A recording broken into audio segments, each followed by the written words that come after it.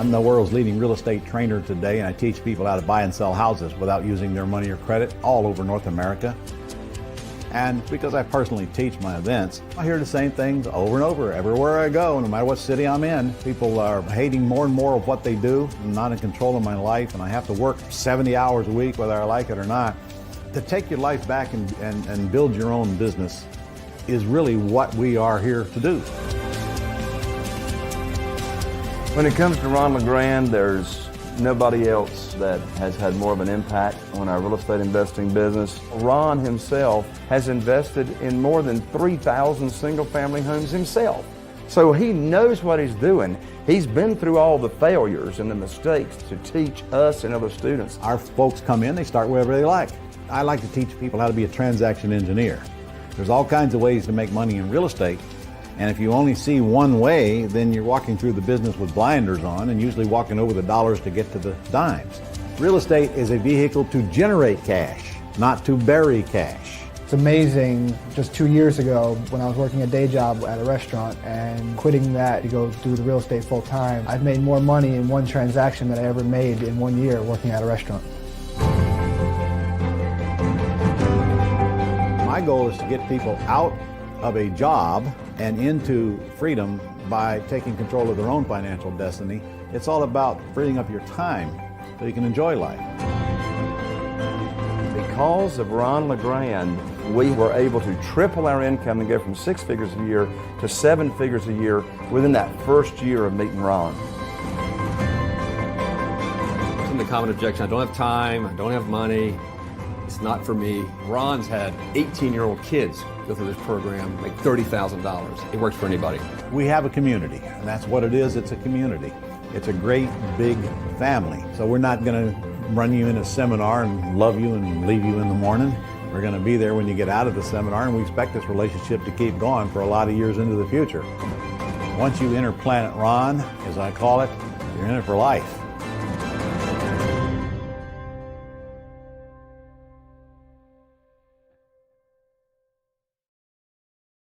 Well, hello there and welcome.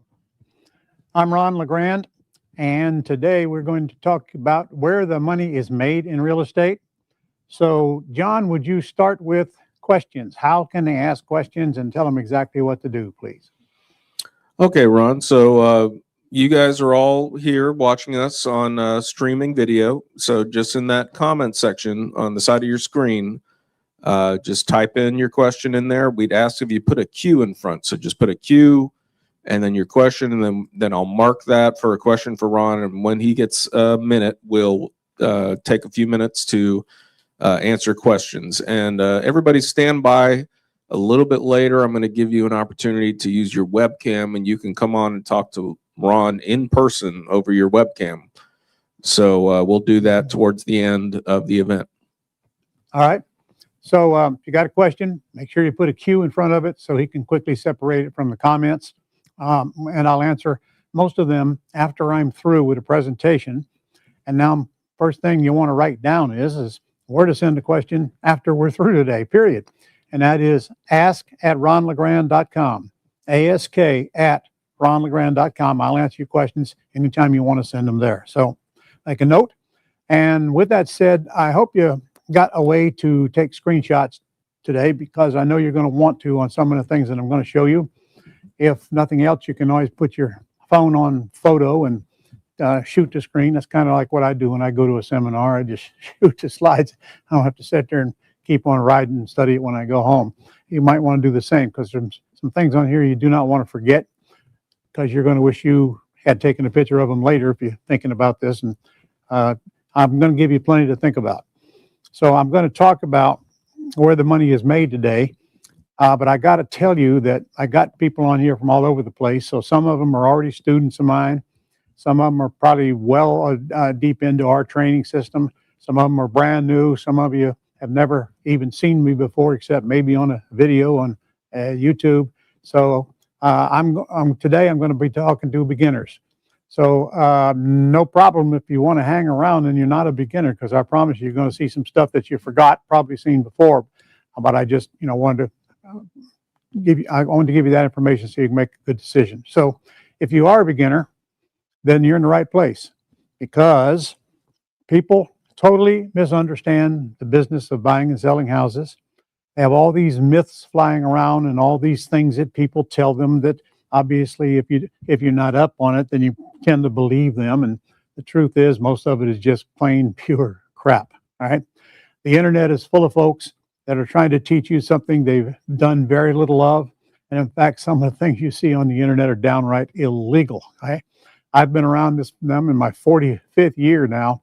And trust me, I've seen it all, been through 6 down cycles, always able to make money regardless of what's going on around you, whether you're in a recession or not in a recession, regardless of who's president, regardless of what the interest rates are, the prime rate is, or any of that. I started in 1982 and made money when the prime rate was 16.8%.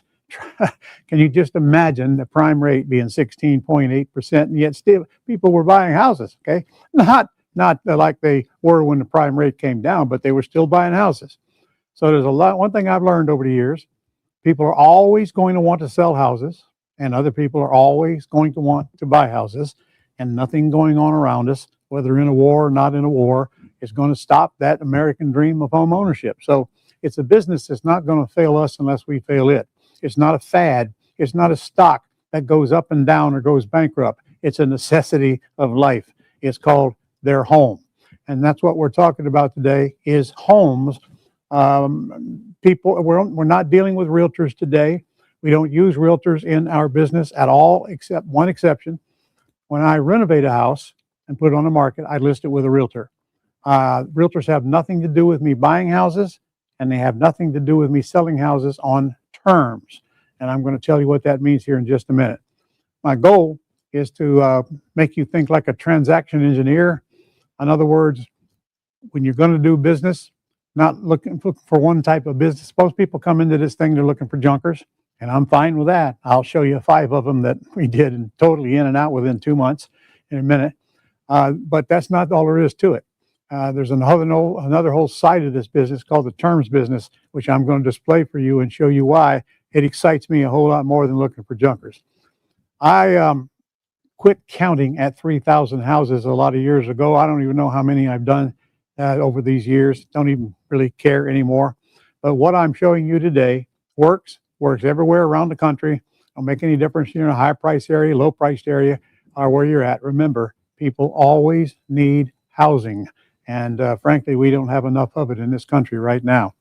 So, John, if you will allow me to get her up here, we're going to start in right now. So I suggest you put your phone on silent, but keep it handy if you're going to take photos, or most of you are probably just going to take screenshots when I indicate you should.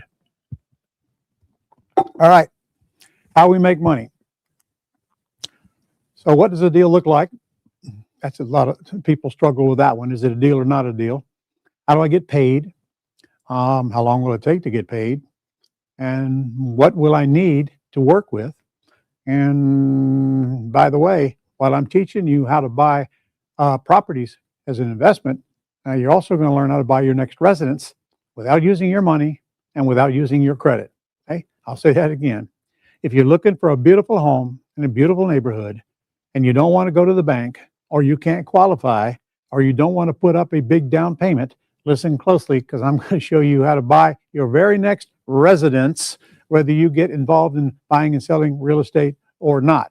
And without using your credit, without using your money, by the way, on Planet Ron, we never use our credit. We never guarantee debt. We never apply for a loan at a bank. Nobody ever pulls our credit report. Write that one down right now.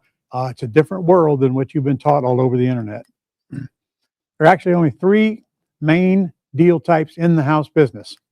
Number one, this is what you see on television. You buy it cheap because it's ugly and it needs rehabbed. You renovate it and you sell it at retail price to owner occupants, going to the bank and getting a loan like the old standard traditional way that's been going on for as long as any of us have been alive. Okay, that's one way. But I'm going to tell you that's the hardest way to make money in real estate there is. I've renovated over 1,000 houses in my lifetime, and trust me, there's plenty of easier ways to make money, as I'm about to show you. I know nothing wrong with you renovating a house, but what I don't want you to do is renovate houses for your living, for your business, and do nothing else. I have people that do that. But, you know, sooner or later, they're going to figure out that, why am I making money the hard way when I can make more money the easy way and do a lot more of it a lot faster? The next way that, that people are really excited about out there is wholesaling. In fact, most investors come into this business because they hear about wholesaling. It's very simple. You're still looking for the same ugly houses you would as if you're going to rehab them, but you never buy them. You put them under contract and you just sell the contract. I'll show you some examples of that here in just a minute. You never own the property. You have no money invested in it. You know, there's no closing cost. There's no fees for you at all. You just put it under contract and sell your contract and get paid in cash and very, very shortly after you put it under contract. I do wholesaling. We love wholesaling, but wholesaling is not what's going to create wealth. It's only going to create nice big checks, which I'm sure many of you watching right now could, you know, that's all you care about is getting the big checks as fast as you can. And trust me, I get that. I understand that. I can think back to when I went to my first seminar March 12th of 1982. I'm never going to forget what life was like back then. I was working like a dog, running a service station down in the hot Florida sun here. I'm in Jacksonville, Florida. I was also the mechanic and in charge of running the station and sometimes pumping the gas and working long hours and barely making enough money to get by with. Never had any excess money. Couldn't even buy groceries. I had to go to the grocery store 2 or 3 times a week. Couldn't buy a whole week's work in advance. I'm never going to forget what life was like back then. Trust me. So I understand where some of you are coming from when you say, I really don't have anything to work with. Well, the good news is you don't need anything to work with except a little bit of training. And I got hundreds and hundreds of letters on my wall from people who did their first deal, their next deal, or whatever. That came in under the same circumstances. In fact, what worries me is if you do have money. Because if you do have money, you tend to spend it without getting trained. And then your seminar in the School of Hard Knocks is extremely costly, like mine. Back when I started, there was nobody could hold my hand, nobody guide me. I just buy it here, buy it there, all different kinds of ways to make money. And I'm sure they all work, but there's no way in the world I could have done them all. I mean, you know, I was always chasing the next shiny object, like many folks are doing today. Well, somehow you made it here, all right? So you're at the top now, and if you and I can get together, you decide that I'm the way you want to go, I promise you, you don't need to go anywhere else because we got everything for you to do business today. Drop it right in your lap, and you don't have to do anything but plug and play. And number 3 is the terms business. Now, the terms business is by far my favorite, and you're going to see why here in just a few minutes, but it's not the only thing I do, okay? I've renovated over 1,000 houses. I've wholesaled, I don't know, at least 1,000 houses, and I've done so many terms deals I quit counting them. Again, I still do them today. So it's not like I did this 20 years ago and I'm still talking about it. I have a full-time acquisition. Well, he's not really full-time, but my acquisition is full-time. He says about 10 hours a week. I doubt that. When you learn how to do this business using systems that I didn't have back then, I didn't even have the internet. Okay, Al Gore hadn't even invented it yet when I was starting. I had to do everything the hard way. Still did deals. Today, very little for you to do. Very little for you to do. It's an extremely part-time job with a full-time income. None of this is going to require your credit. In fact, I absolutely insist that you don't ever apply for a loan that you're going to personally guarantee. We do not guarantee debt on Planet Ron. I'm going to say it again. We do not guarantee debt. That means we don't fill out any applications. Nobody pulls our credit report. Nobody pulls our credit report. We don't need to put up a big down payment to buy a house. Sometimes you might want to put up a down payment in the terms business because you get so many benefits, which I'm getting to here. But you know, so many other deals. In fact, I'm going to show you a couple here in the terms world. I didn't put up any money. Okay, I got a free house. Free meaning I took over the debt. I didn't get a house that's free and clear. But all the things that people think you got to do in the world of real estate are just plain not true. However, guaranteed debt is one way to take you down when things don't go your way or when circumstances around you are out of your control. So we can't control what they do at the White House, but we can control what they do in our house. If we get our house fixed, we don't worry so much about what's going on in the White House. Our house means got to get more cash flow coming in our life. We got to get more money in the bank so we can build wealth and do it quickly. And frankly, what I'm about to show you is exactly how I suggest that you do it. And cool thing is we can do it tax-free. We can buy real estate and sell real estate and not pay income taxes on that sale. That's the truth. That's not something I made up. In fact, I'm gonna get you some training on that before we're over here for free. All right. Terms is by far my favorite, and you're about to see why. But first, let's talk about what kind of money to be made in this thing. What kind of money can I make? All right. Rehabbing houses is going to take you several months. And again, I'm not telling you not to do it, but I am telling you if that's the first deal you do, I'd suggest do not, because rehabbing houses is full of costly entanglements. You need training to do it right and not get clobbered at it. And most people, of course, do it the wrong way. Just go out and buy it, have no idea what they're doing. They learn along the way. That's a very expensive lesson to learn. I can tell you right very expensive. That's the way I did it. Everything I tell you not to do, I've done at least 3 times. All right, so you don't have to. Just follow the lead if you would. I know that's hard for men because the last thing a man's going to do is follow the instructions. Right, guys? If the wheel is round, we can make it rounder. Right, guys? Okay. I tell you, it's a lot easier to do to learn from somebody that's been in it for so many years and made all the mistakes to try to keep you from having to make them again. In rehabbing houses, I won't do a rehab if I can't net. At least I plan to net. That plan don't always work out, but I want 50 grand to rehab a house. That means that you're going to buy the house, which means you're probably going to have to get a private money loan from some person with their money in their IRA or wherever that wants to get a decent rate of return. We don't use loan sharks. We don't use all the people that are in the loan business. We get money from people that are not in the loan business. We don't pay points, and we dictate the terms. They don't dictate them to us. It took me a long time to learn that. Plus, we learned how to borrow this money and not make monthly payments on it. We let the interest accrue. When we sell the house, the interest and the principal gets paid off at the same time. In fact, private lenders like that better. They don't have to mess around with a monthly payment. So there's so many people out there today that would be happy to net $20,000 on a rehab. I wouldn't touch one for that. In fact, if I just wanted to net 20 grand, I could buy 2 of those a day and come across my phone through realtors automatically. And I bought a lot of junkers through realtors, but today I don't buy anything through realtors because there's too many people out there that'll overbid me and pay way too much for the house. So we got to get into the world of for sale by owners to find the right kind of properties. And in the case of rehabs and wholesaling, the right kind of properties need total renovation.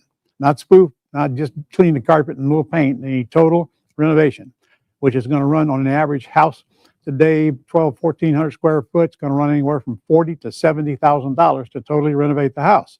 So you can imagine how long it's going to take to put the house under contract. We then got to get a contractor out there. We got to get a home inspector out there. Then ultimately we got to buy it. And then the contractor comes in and we're looking at 3 or 4 months to get the job done. And then we list it with the realtor, I don't know how long to sell it, depending on where you're at in the market at that time. But you're not going to do a rehab job overnight. They take time. And there's all kinds of ways to lose money along the way if you're not careful, if you're not properly trained. So anyway, the higher priced house you rehab, the more net profit you should make. You'll find that most of your rehabs are going to be in the houses that are priced below, after in good shape, below the median price home where you live, which, by the way, all you got to do is ask Siri or Google what's the median price home where you live, and you'll get your answer. In Jacksonville, it's just over $300,000 right now. So if I rehab houses, they're going to sell for right around that, or a little below it, or a little above it, because that's where the deals are, and that's where the first-time home buyers are. Again, if I'm just starting, I would mark rehab off your list right now until you get a little bit more experience.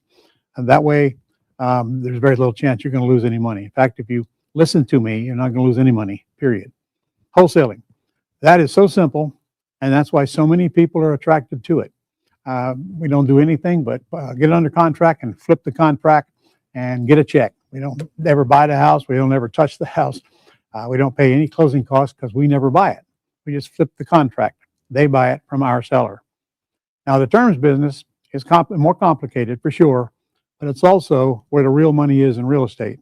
So let me explain it as I go. How long should it take? I already answered that. You're looking at several months to get in and out of a rehab, period. There's no way you're going to do it any quicker. You got to first find a deal, then you fund it with private money, then you hire a contractor, you put it on the market, qualified buyer, or list it with a realtor. I list it with a realtor. I've sold so many of them myself with my own team that I don't want to do that anymore, because I'm just not going to do it. I'm not going to mess with getting people qualified for a loan myself and chase them and get paperwork for them to get the loan approved. I'm out of that. Plus, the realtors have a lot more buyers hanging around. They'll sell it a lot quicker than you will. And frankly, whenever I rehab a house, I mark it up enough to cover the commission anyway, so technically it doesn't cost me anything. Over the years, I've learned a very important lesson, and that's to get out of the way and let other people do what they do best so I can do what I do best. John, I lost my screen here. John, you there? Lost my screen. All right. When you're rehabbing a house, the only payday you have is the check you get at the end. All right. Think of all the checks you got to write along the way. Got to get a private loan for enough to cover your purchase and your rehab and your holding cost, and then some. When we borrow money on a house we're going to buy, we always borrow more than we need. And that total loan should not exceed 70% of the retail after repaired market value, if you want to take a note. 70% loan to value ratio. And if you can't buy a house, fix the house, hold the house, and then pick up a check for at least $5,000, you're paying too much for the house. It's just that simple. And one of the first things that I'm going to teach you is that the real safety factor in this business is your offer. If your offer is too high, you can do everything right and lose money. If your offer is right, you can do everything wrong and still make money. So learning how to make the offers on these junkers is critical to your success. Minimum 3 months. You're not going to do one in 3 months. I challenge you to get in and out of a rehab and get it sold in 3 months. I mean, I might have done it once or twice in my career, but I'm going to tell you, it's out of your control. You can't control how long it takes a contractor to get to the house, how long it takes them to get the job done. And it's going to take most of them 3 months to get the rehab done just by that. And that's after you find them and after you hire them and after you buy the house. And then when they're through, you still got to get the house sold. So, and that's to a qualified buyer, which is a small percentage of the market. The biggest percentage of the market cannot qualify for a loan. That's why I love the terms business. Coming soon. Wholesaling. You got to find the deal, which I can teach you 30 different ways to find the deal. You got to get it under contract, which is simple, and then you just sell the contract. I got it under contract. I put it on the market with free ads and Facebook Marketplace and Craigslist, and tell them that they're buying a junker, and here they come.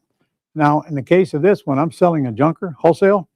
Remember, I'm selling a business opportunity because I'm selling it to investors who want to buy it and rehab it. So I'm not dealing with picky buyers. I'm dealing with people who expect to see the house in miserable condition. They don't even clean the house out. In fact, when more junk is in it, the more they like it because they feel like they're getting a better deal on it. The worse it smells like cat urine, the better they like it. So that's what makes these people happy, is buying a house in those kind of conditions.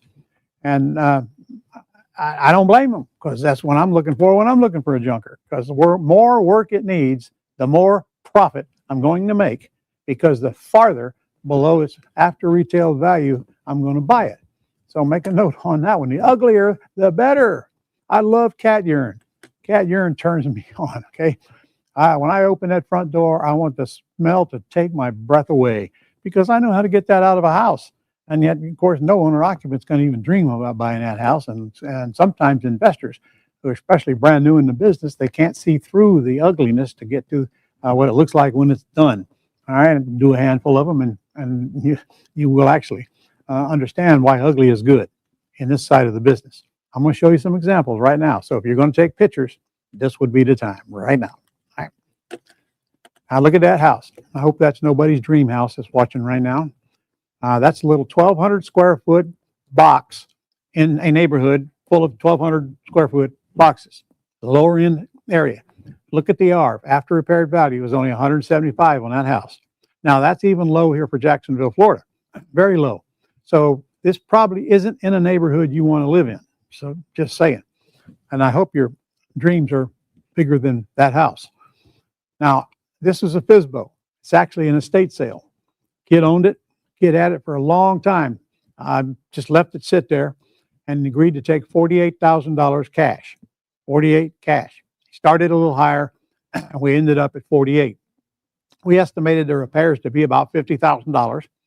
And I'm going to tell you, on these size houses, they're all going to be 40, 50, 60, or 70. Just pick one. That's what they're going to be across the nation.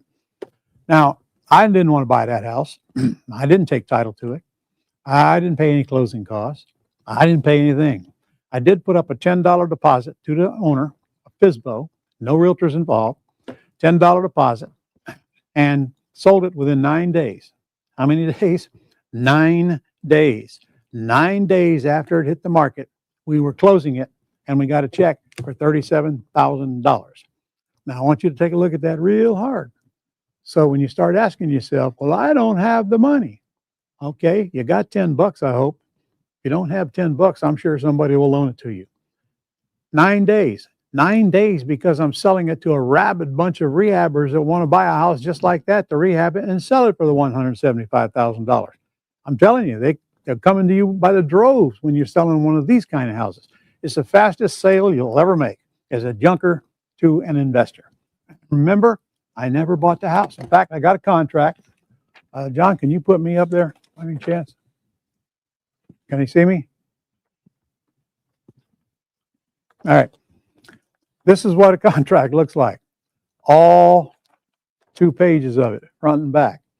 I can buy any piece of property anywhere in the country with this contract. Any residential property with this contract, okay? There's only a handful of blanks on it. It's pathetically easy to fill out. There's nothing to it really. I'm buying the house. I'm saying I'm buying the house for all cash. Now, when I get this signed, I control the property, at least for the term that we put on the back of this contract, which is always 30 days. I never intended to buy the house, okay? I could have bought it. I have bought many of them, but why buy it when I can put it right back on the market and somebody wants to come in and net me $37,000? Why on earth would I want to take title to it? My friends, that $37,000 is more than most rehabbers make when they rehab the house and take months to do it and come up with the cash and go through all that crap and then get it sold. And most of them are selling the houses themselves, so they're going through that pain that I went through for probably 15 years before I decided I don't want to do that anymore. I got a book called The Less I Do, The More I Make. It's on Amazon. You might want to get it. And pretty soon you'll understand this is not about how hard you work. It's about how little you work. And then you're working on your business and not in your business, and not in the daily routine. You don't do all that grunt work that people think that comes along with this business. We delegate everything today, and we got the systems to do it. Now, there's one. Make note, 37 grand, $10 deposit, 9 days. Here's another one. Similar house, similar neighborhood. Well, now look at that. Netted $52,000 on one house we never owned. Take a picture of that. $10 deposit, sold it in 11 days. There's money in these junkers. We paid 60. We sold it for 112, as is where it's set. Maybe this is why That's what the inside looked like. Okay. Okay. You walk into that, it should turn you on because that is 2 men and a dumpster and 1 day to clean that house out. That's all that is. All right. Uglier the better. So I'm gonna go back again. 52 grand. How many people work an entire year and net less than that? I hope you're getting the message I'm bringing you today. By the way, I don't want anybody quitting their job now to go do this. You don't quit your job and cut off your income until you've done a few of these things and you're convinced you can keep going on it and you know the money's going to come. Quitting your job just puts you under stress. Stress could cost you your marriage if you're not careful. So we do this part-time, very part-time. In fact, there's not much for you to do, period. Except you got to find a deal. Most of that is done by other people. You got to put it under contract. Today, that's done virtually online. And then you put it out on the market. That's done from your home. You don't ever have to leave your home because you're not showing the house. You're sending them to the house and investors, and they don't need you to show them the house. So you're doing everything from home. All right. So not a lot of time involved in it. A lot of money involved in it, though. Here's another one. We go down from here. I mean, I'm not going to sit here and try to tell you we make $37,000 or $52,000 on every house we do because we don't. But I don't really want to mess with one with less than $20,000 in it. So this one's getting close here. I was under contract. This one took 35 days to sell for some kind of complication I can't remember we had with it. But anyway, we netted $27,838 on it and never laid a finger on the house. And they get worse from here. This little piece of crap was in a low-end neighborhood, kind of a war zone, and we only netted 15 grand on it. So I told Adel, I said, man, that's below our standards. And then I had to make a decision. Do we want 15 grand or do we want nothing? And I chose 15 grand. And we had a committee meeting in my bathroom at the house, looking in the mirror. 16 days in and out. When I say in and out, that's 16 days from getting the contract signed by the seller to getting a check from the buyer. Last one, really going down there low now. Now this was in a war zone, period. And we put it under contract. I've never seen this house. In fact, I never seen one before it either. But we only netted 13.5 on it. So, let me ask you, what would an extra $13,000 do to your budget right now? I'm sure that would improve it. Took 16 days to get it. So what have you done in the last 16 days that net you $13,500? By the way, it didn't take 16 days of working on it. It took 16 days from beginning to end. In the middle, we did nothing except put it on the market and screen calls as they come in, send people to the house. Now get this next slide. I just showed you 5 examples that I pulled out, netted us $147,000 in 2 months. How many months? 2 months. What's the meaning of net? It means $147,000 net. Minus a little bit of operating cost, but not much. In fact, you'll see in this real estate business, your operating cost is very, very minimal compared to other business that, big operating costs, very small profits. I've had 6 restaurants in my life. A very good example of very little profit, if any, and a huge overhead. The last one I had, it took me $100,000 a month to break even. I said to break even, all right? And there's many months I didn't break even. So guess who had to write the check to stay in business? Yeah, me. Sold that restaurant. Glad I did. And now I go eat there from time to time. So many months I didn't even net $100,000, gross $100,000. So as by and large, that restaurant cost me a bunch of money over the 4 years that I had it, just having the restaurant. In real estate, we got very small overhead, very small, huge checks, $15,000, $20,000, $25,000, $50,000. There's very few businesses that you can say that about. Walmart wishes it had that option. It doesn't.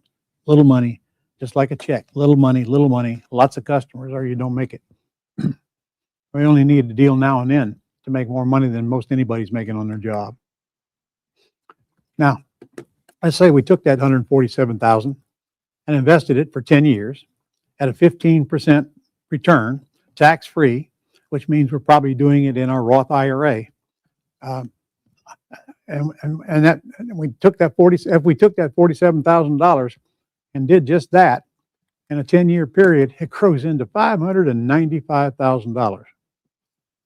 $595,000 in cash, and makes the case we don't bury money in real estate, folks. Real estate is the vehicle that generates cash. Then we take that cash and do all kinds of cool things we can do with it to grow the cash. Real estate generates cash. It doesn't suck up cash. We don't leave money in the houses. Make said note, like most people think you should. That Burr thing you see on television, on the YouTube, BRRRR, that's a recipe for bankruptcy. In this old guy's opinion, stands for buy, fine. Then it stands for rehab, fine. Then it stands for rent, fine. Then it stands for refinance, absolutely not fine. Go down and refinance the house, guarantee the debt, 80% loan to value loan or whatever they can get. Spend the money, 10 days later, they don't have the money. 30 years later, they still have the debt. So that doesn't create, every time one does that, they're building their empire on a house of cards. It could come crashing down at any time because guaranteed debt can take you totally out. And I'm telling you, I've seen that so many times over the years. We don't guarantee debt. So the Burr system sucks for that reason. Not only that, I don't rent houses. I lease purchase them. I rent to own them to tenant buyers. You're about to see why. I never put a straight tenant in a house. and well, I'll get to it when I get to it here, but you're going to understand why you're probably never going to want to rent a house ever in your life. Step by step, we locate the prospects. And don't have time into the multiple ways we can do that today, but you locate prospects, then you get an agreement signed. It's the same agreement. It's just filled out a little different because it's a terms deal. It's not an all cash deal. Then you'll call the title company, check the title, call your attorney and have them check the title, make sure you got good title. And then you run ads to get tenant buyers. Tenant buyers that are now these are owner occupants. In a terms business, we're selling to owner occupants. In the wholesaling business, we're selling to investors. In the rehab business, we're selling to owner occupants. Get that straight. So then we put the ads out. Now, what kind of people are we looking for? We're the kind of people that can't qualify for a loan at the bank, which is 70% of the market is ours. 70% of the people who want to buy a house cannot qualify at the bank. Okay, let's see. I'm not selling a terms agreement here, am I? Just a minute. Yep, no, I'm still on wholesale deals. So I locate in the ugly houses, get an agreement. I have a title search done. I run the ads, and then I send an assignment agreement out. Looks just like this, except it's an assignment agreement. And what that means is I'm assigning my contract for X number of dollars more than I'm agreeing to pay for the property. Okay, when I put it under contract, I have every right to advertise for somebody else to take my position, just like they do in the stock market, just like they do all over the internet, just like, look at eBay. Half the stuff on eBay, the people don't own that are selling it, but they have an agreement to buy it. When you have an agreement to buy it, you have an equitable interest in the property and the right to sell it, even before you agreed to close on it. So now our buyer closes with our seller. All done with the title company. There's nothing for you to do except get that assignment signed and get a deposit of at least $1,000. And then send it over to your title company to get it closed. They handle it from there. I'm telling you, a sixth grader could wholesale a house. It's just that easy once they learn how to make offers on it. And that's why so many of them are done every year. Most of them are virtual, done in different cities than you live in, some different states than you live in. If I were you, I'd start where you live. And then as your business grows, you can decide whether you want to grow it. Of course, growing your business means growing your overhead, getting more people to work with you. Today, you can start from your home and do these deals and not need any help because our systems will do most of the work for you. And pretty soon, you're going to need some help, assuming you want to ramp it up. Some people come in this thing and 1 or 2 houses a year is all they care about. You don't need any help for that. You still need some outsourced systems to do all the work for you. Some people want to do 4 or 5 a month. I need help for that because that's too much for one person to handle. Take no longer than 30 days to get paid on these wholesale deals. In fact, it shouldn't even take 30 days. All right, let's get into the terms business. Or I got wandering off track a while ago. There's only 3 kinds of terms. I'm either going to lease it with an option to buy from the seller which gives me the right to sublease it. I'm going to lease it, and then I'm going to sublease it to a tenant buyer for more money than I paid for it and get a multi-$1,000 non-refundable option deposit before I give the keys to the tenant buyer to get in the house. Now remember, we're in nice neighborhoods, nice houses, and frankly, there really isn't any upper limit on the price range as long as you learn to operate without risking your empire and without guaranteeing debt. In my opinion, there's no single family house deal worth you guaranteeing debt. And second is owner financing, which is how I buy most of the pretty houses that I buy are with owner financing. That means that my attorney creates a mortgage of some sort back to the sellers, and I usually don't pay them anything. In fact, I'm going to show you a couple examples. You get what I'm talking about. Most of the time, I buy the house for what the seller owes on it. Sometimes I buy the house for more than what the seller owes. Either way, the attorney creates what we call a wraparound mortgage back to the seller, and I make the payment directly to their bank. I don't make the payment to the seller unless the house is free and clear. If they have an underlying loan, I just make the payment for them until sometime in the future that we've agreed to pay it off. And in my case, that almost always that sometime in the future is I buy the house and I just make the payments until the loan is paid off or until somebody cashes me out along the way. There's no place in the middle where I got to pay them all off. So it's I got scripts. If you can read a script, you can buy these terms deals. And last is what we call subject to. You've heard that a lot. Subject to means the seller is just deeding you the house and leaving. You owe them nothing. Debt stays in their name, and you just make the payments to the bank that where the loan is until you sell the house, and that could be years and years and years later. So this is only three ways you can buy a house on terms. Again, I usually buy them with owner financing, and sometimes I'd rather do a lease purchase depending on the details surrounding the house, which is probably more than we're going to get into here today for sure. Now, this one you need to take a screenshot of because this is why you want to get in the terms business. Now, I'll say it again. I'm not asking you to choose between terms and junkers. I'm asking you, let's do them both. Because it's hard to find terms without finding the junkers, and it's hard to find junkers without finding terms deals. I don't want you to be so focused on one type of deal that you let all the money go by, walking over the dollars to get to the dimes, like you saw in my video that we opened with. When I'm selling a house, technically when I'm lease optioning a house to a tenant buyer, I'm always going to get a non-refundable option deposit of no less than 5% of my sales price. If I'm selling a $300,000 house, my buyer is not getting the keys to the house unless I get a minimum of $15,000 non-refundable option deposit. Now that deposit is applied to their down payment if they buy. So that's that much less they have to bring to closing. So it's not really an expense. It's just an investment into the house before they actually get ready to buy the house. The monthly spread, that's the difference between the rent I collect and the payment underneath that I'm making. That's what we call residual income. You want as many of those as you can get because it don't take about a handful of those, my friends, and you don't have to need no job anymore because you should get several $100s a month in residual income just between the income and the outgo. And it comes in every month for as long as you own the property, which could be the rest of your life. So you want all of that monthly spread that you can possibly get. And again, pretty soon you're out of work unless you just love what you do and you want to stay working, which, by the way, I have no problem with whatsoever. You should never quit doing something you love doing. But the good news is you don't have to quit anything to do real estate. It's a part-time venture, part-time, not full-time. Full-time means you're still working part-time but getting a full-time income, which gives you the freedom to do whatever else you want with that time. It don't take you long to get to the point to where you easily outstrip your income stream right now. And then, of course, the equity. When the buyers do cash you out, which could be years and years or never, then you get the difference between what you're selling it for and what you owe. That could be a big chunk of money. And appreciation. Now, think back a couple of years what appreciation was like. Houses were doubling in value. In fact, I'm going to show you one of mine here in a minute, double in value during that hyperinflation term we had.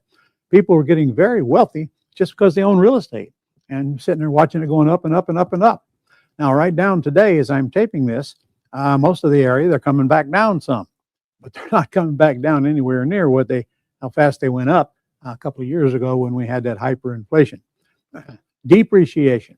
That's one that people just don't think about. That's the gift that the IRS gives you for owning property.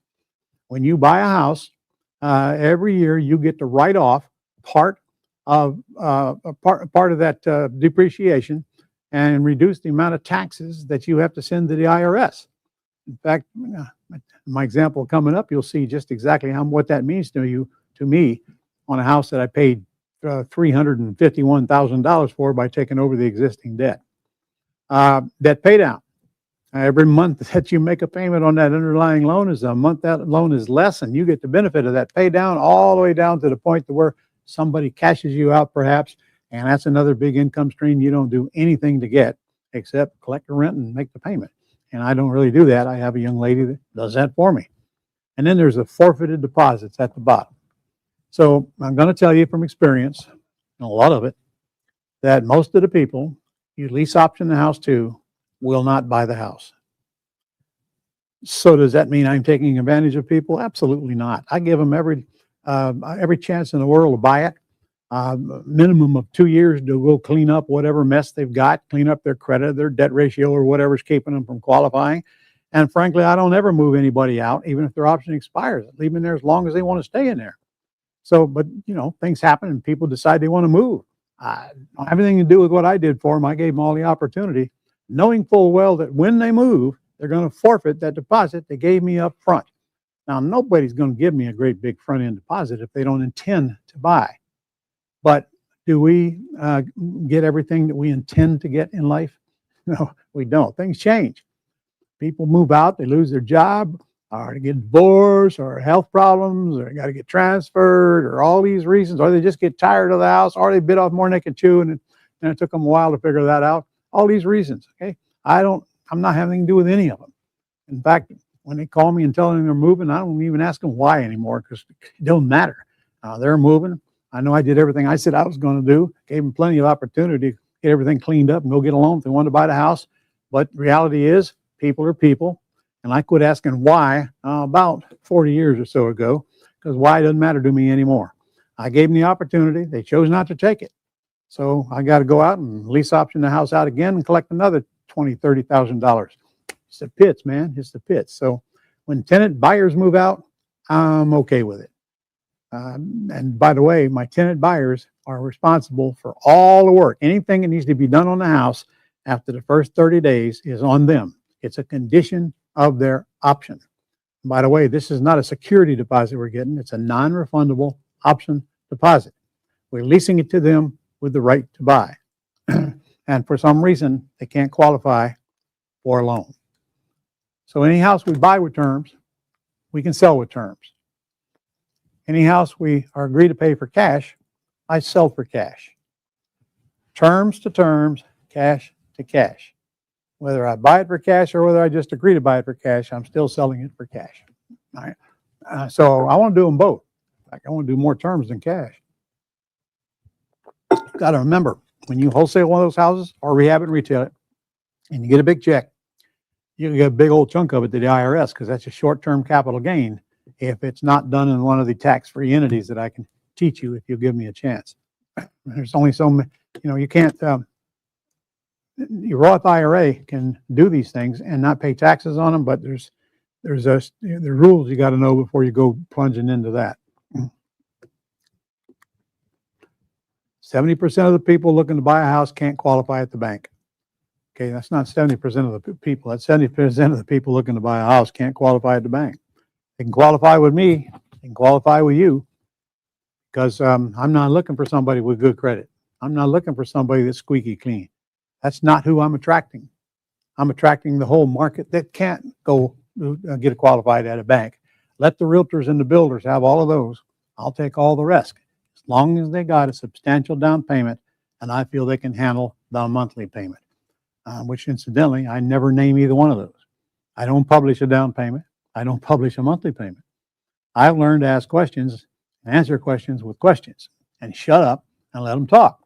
For example, the first question is, is, what's the most you can put down? I get an answer. Really, is that the best you can do?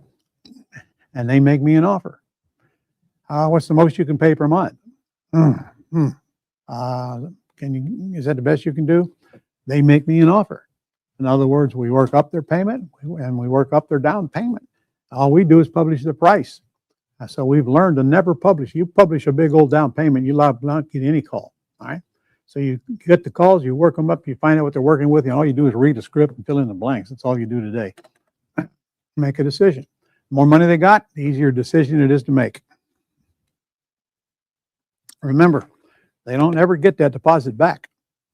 If they buy, they get it credited to their closing statement. I don't have to take it to closing. I'm not a realtor holding somebody else's money. I can do whatever that money I want to do with. It's my money the day I get it. So it either gets credited or it gets forfeited if they move out. I hope you got that one up here.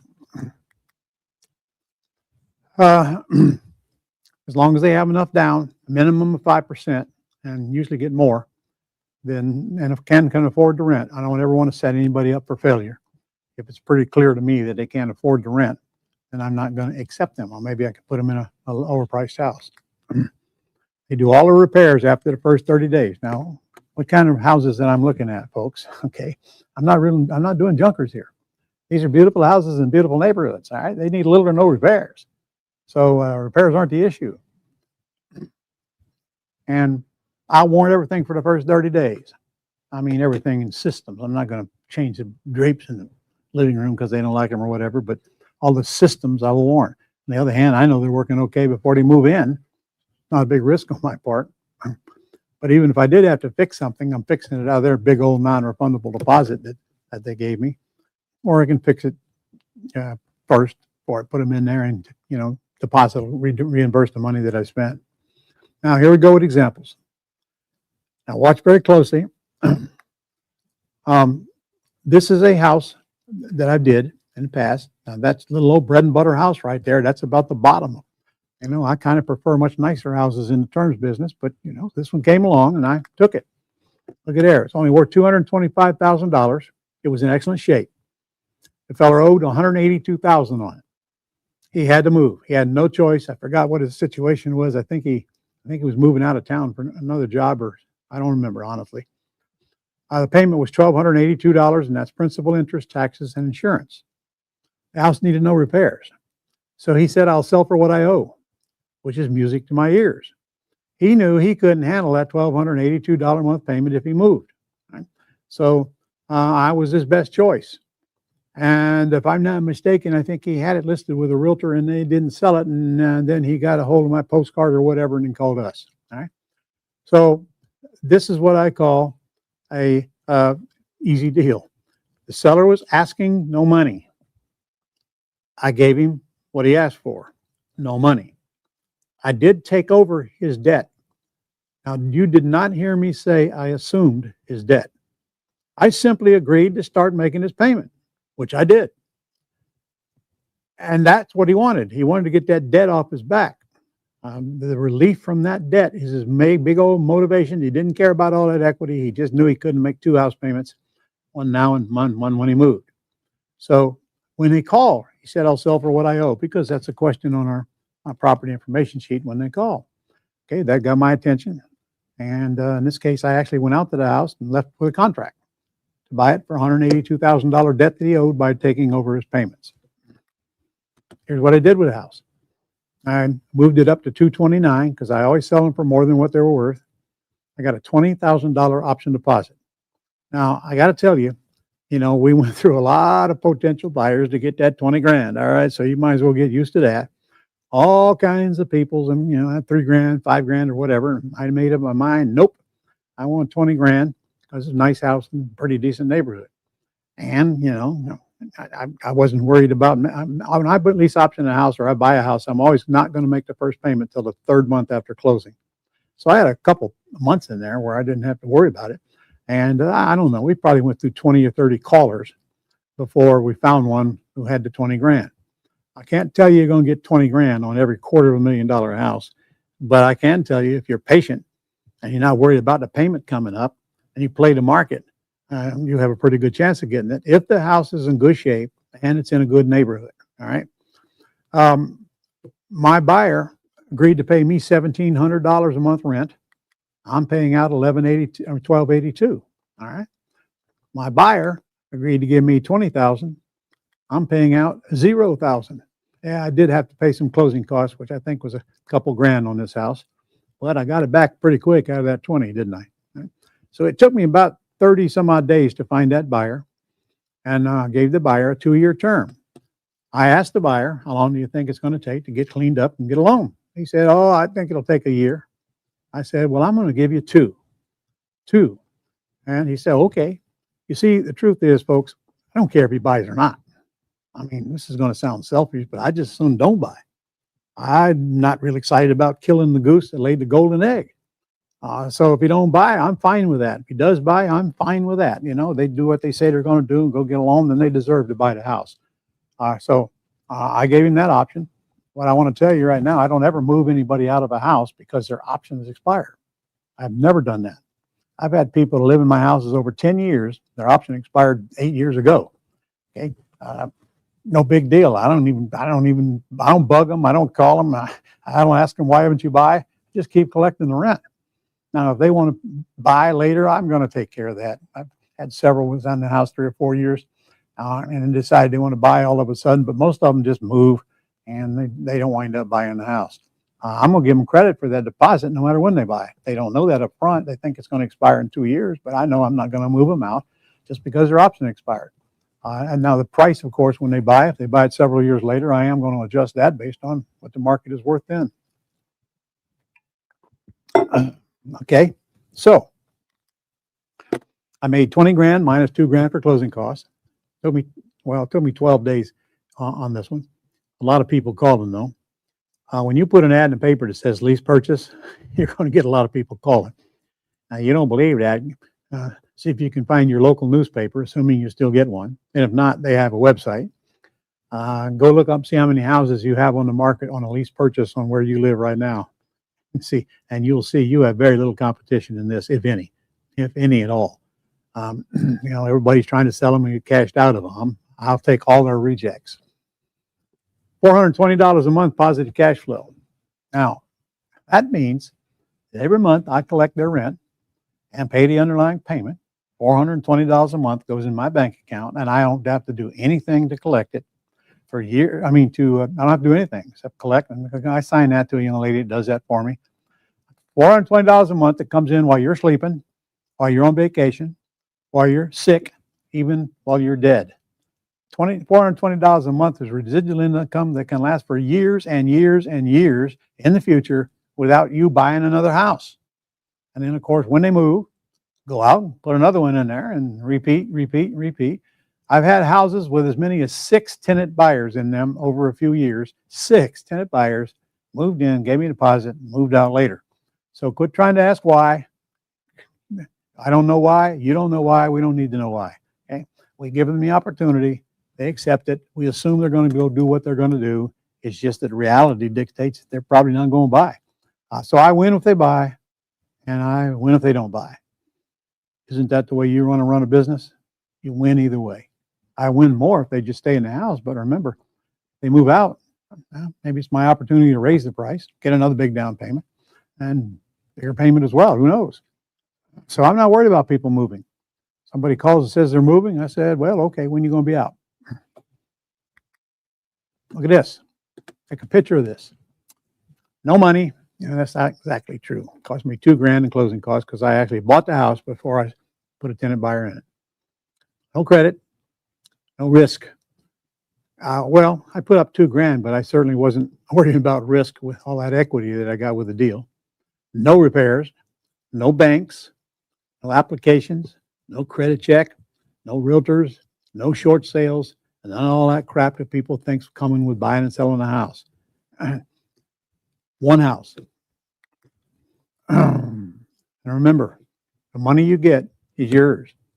You don't ever have to take it to closing. It shows on the closing statement as a credit. You don't have to put it in an escrow account. You don't even have an escrow account. You're not a realtor. They have to put it in an escrow account because it's not their money. And they have to bring it to closing. You don't have to do any of that. You're not working as a realtor. You're working for yourself. So how many of these $20,000 checks will you need to be out of work and free? Good question. You might want to think about that. Well, Ron, am I going to make 20 grand on every deal? Well, you know the answer is absolutely not. Some of them you're going to get less. The lower price houses you get, the smaller deposits that you're going to collect, but I'm still not taking less than 5% down, no matter what the price of the house. I'd rather have a vacant house than have the wrong person in it. Any landlord will agree with that. Especially when I got my payment not even due for 3 months. First one. Now in the terms business, you're going to hold it more than a year. And so there, if you do cash out and you don't learn how to do it tax-free, then you're in long-term capital gains, which is only about 15% of your profit, which ain't so bad, but honestly, you shouldn't even give that up. Learn how to do it tax-free, and your money will grow way, way faster than it will taxed. But Ron, what if they don't buy? Well, I already answered that. You know, maybe it's time for you to take your family out to a dinner somewhere if they didn't buy. So again, if they didn't buy, they're fully aware they're forfeiting their deposit. Because I close all of these with an attorney, fully disclosed, in writing and orally. They forfeit their deposit if they don't buy. Therefore, I don't have an argument with them when they decide to move. Got to make sure up front that they understand all the rules and close with an attorney so they know it was done properly. And then again, it doesn't eliminate, but it reduces any issues on the back end. So you might want to write these 3 words, all 4 words down while I'm talking. Always prepare for court. Okay, just assume that you're going to get sued, and have the right documents in your file, and you likely will never get sued. And especially when you close with an attorney and they know it, and that was done professional, they didn't get taken advantage of. So you run your business correct, and you don't have to worry about all those things that, you know, all those people talk about all the time, all those negatives and all this stuff that happened in real estate. Well, I can tell you what I know. Almost every single problem that happens in real estate is self-inflicted, cause their own problems. All right. All right, why would they come to me? Because I blatantly advertise I don't need credit. Poor credit, okay. That's why they come to us. Because they can't qualify. Should not take more than 30 days to find a tenant buyer and get your money, whatever that amount is. You know, frankly, sometimes they'll take a little longer. Sometimes they'll go as fast as you can get a hold of them. But, you know, average, you should be in and out within 30 days. And frankly, I'll teach you how to build a buyer's list. If you take all these calls, you don't take them. We send them to a 24-hour answering service called Pat Live. RonLeGrand.com/Pat Live. Takes all calls 24 hours. They have my script. They know what to ask them, both on junkers and on pretty houses. They're going to ask them what's the most they can put down and what's the most they can pay per month before you ever even know they exist. Okay. Then they forward that to you, and you call the ones that got money. All right. So when you find the right tenant buyer and you put it on the market, now it's just a matter of sifting and sorting through all of those people that are going to call you, and only a handful of them are even worthy of you calling back, because most of them just want to rent a place, or they want to rent up under HUD or whatever. All right. You're going to get all those kind of calls, especially on the lower end, which is why I don't want you taking all the calls. All right. Same questions over and over. Now, when they come to you, if they got money, you just pick up the phone and go down my simple script and find out if you even want to give them the key to the lockbox, because most of them won't get the key in the lockbox because they can't give you enough money, and you know you're not going to buy the house. Why send them to it? So there ain't going to be more than a handful of people going through the house before you find a tenant buyer that you like. And I'm going to tell you, the more money they got, the more you're going to like them. Really just that simple. Let's do another example. Now this one I pulled out because it is a fabulous example of what kind of money is in this real estate if you don't sell everything you get your hands on. Right? Remember, buy with terms, sell with terms. When I sell with terms, I'm not really trying to sell. I'm trying to lease with an option to buy and give them the right to buy. Look what it's worth to you right here. Now look, this is a nice house here. Lower left-hand corner, 3,300 square foot house. By the way, I still own that house. So before we go any further, I'm going to tell you I bought that house in 2014. 2014. And the numbers I'm about to give you were 9 years later. So I did these numbers in 2023 and I just haven't changed them. They're a whole lot better now. All right.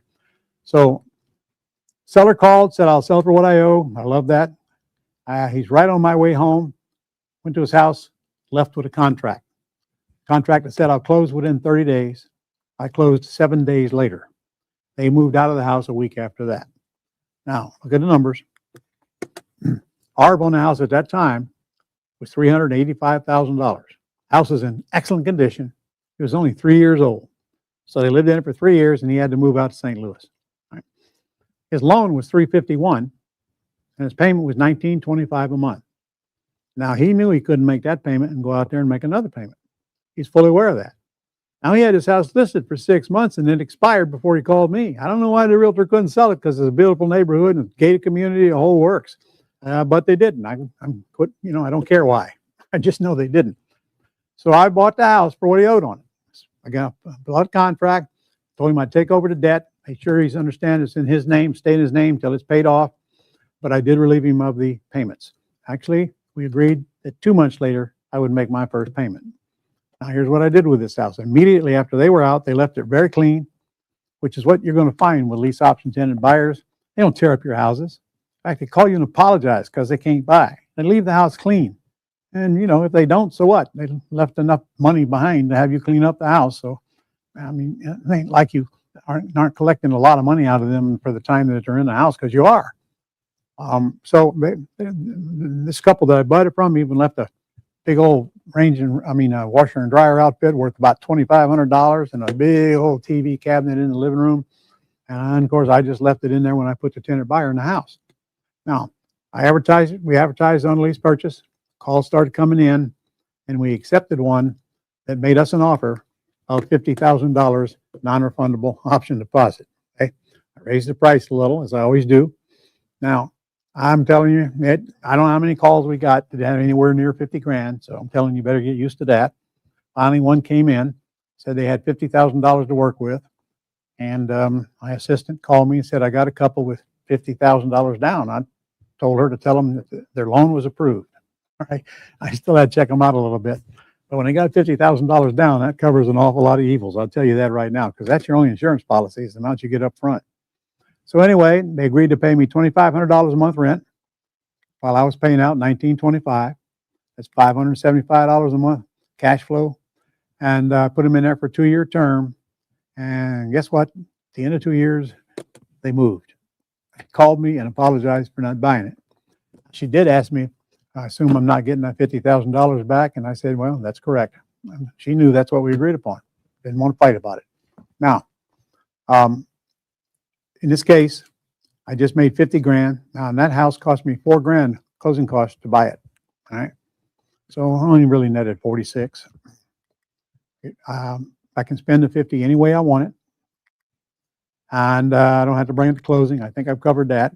The monthly spread, for as long as I'm in this house, I'm still in it.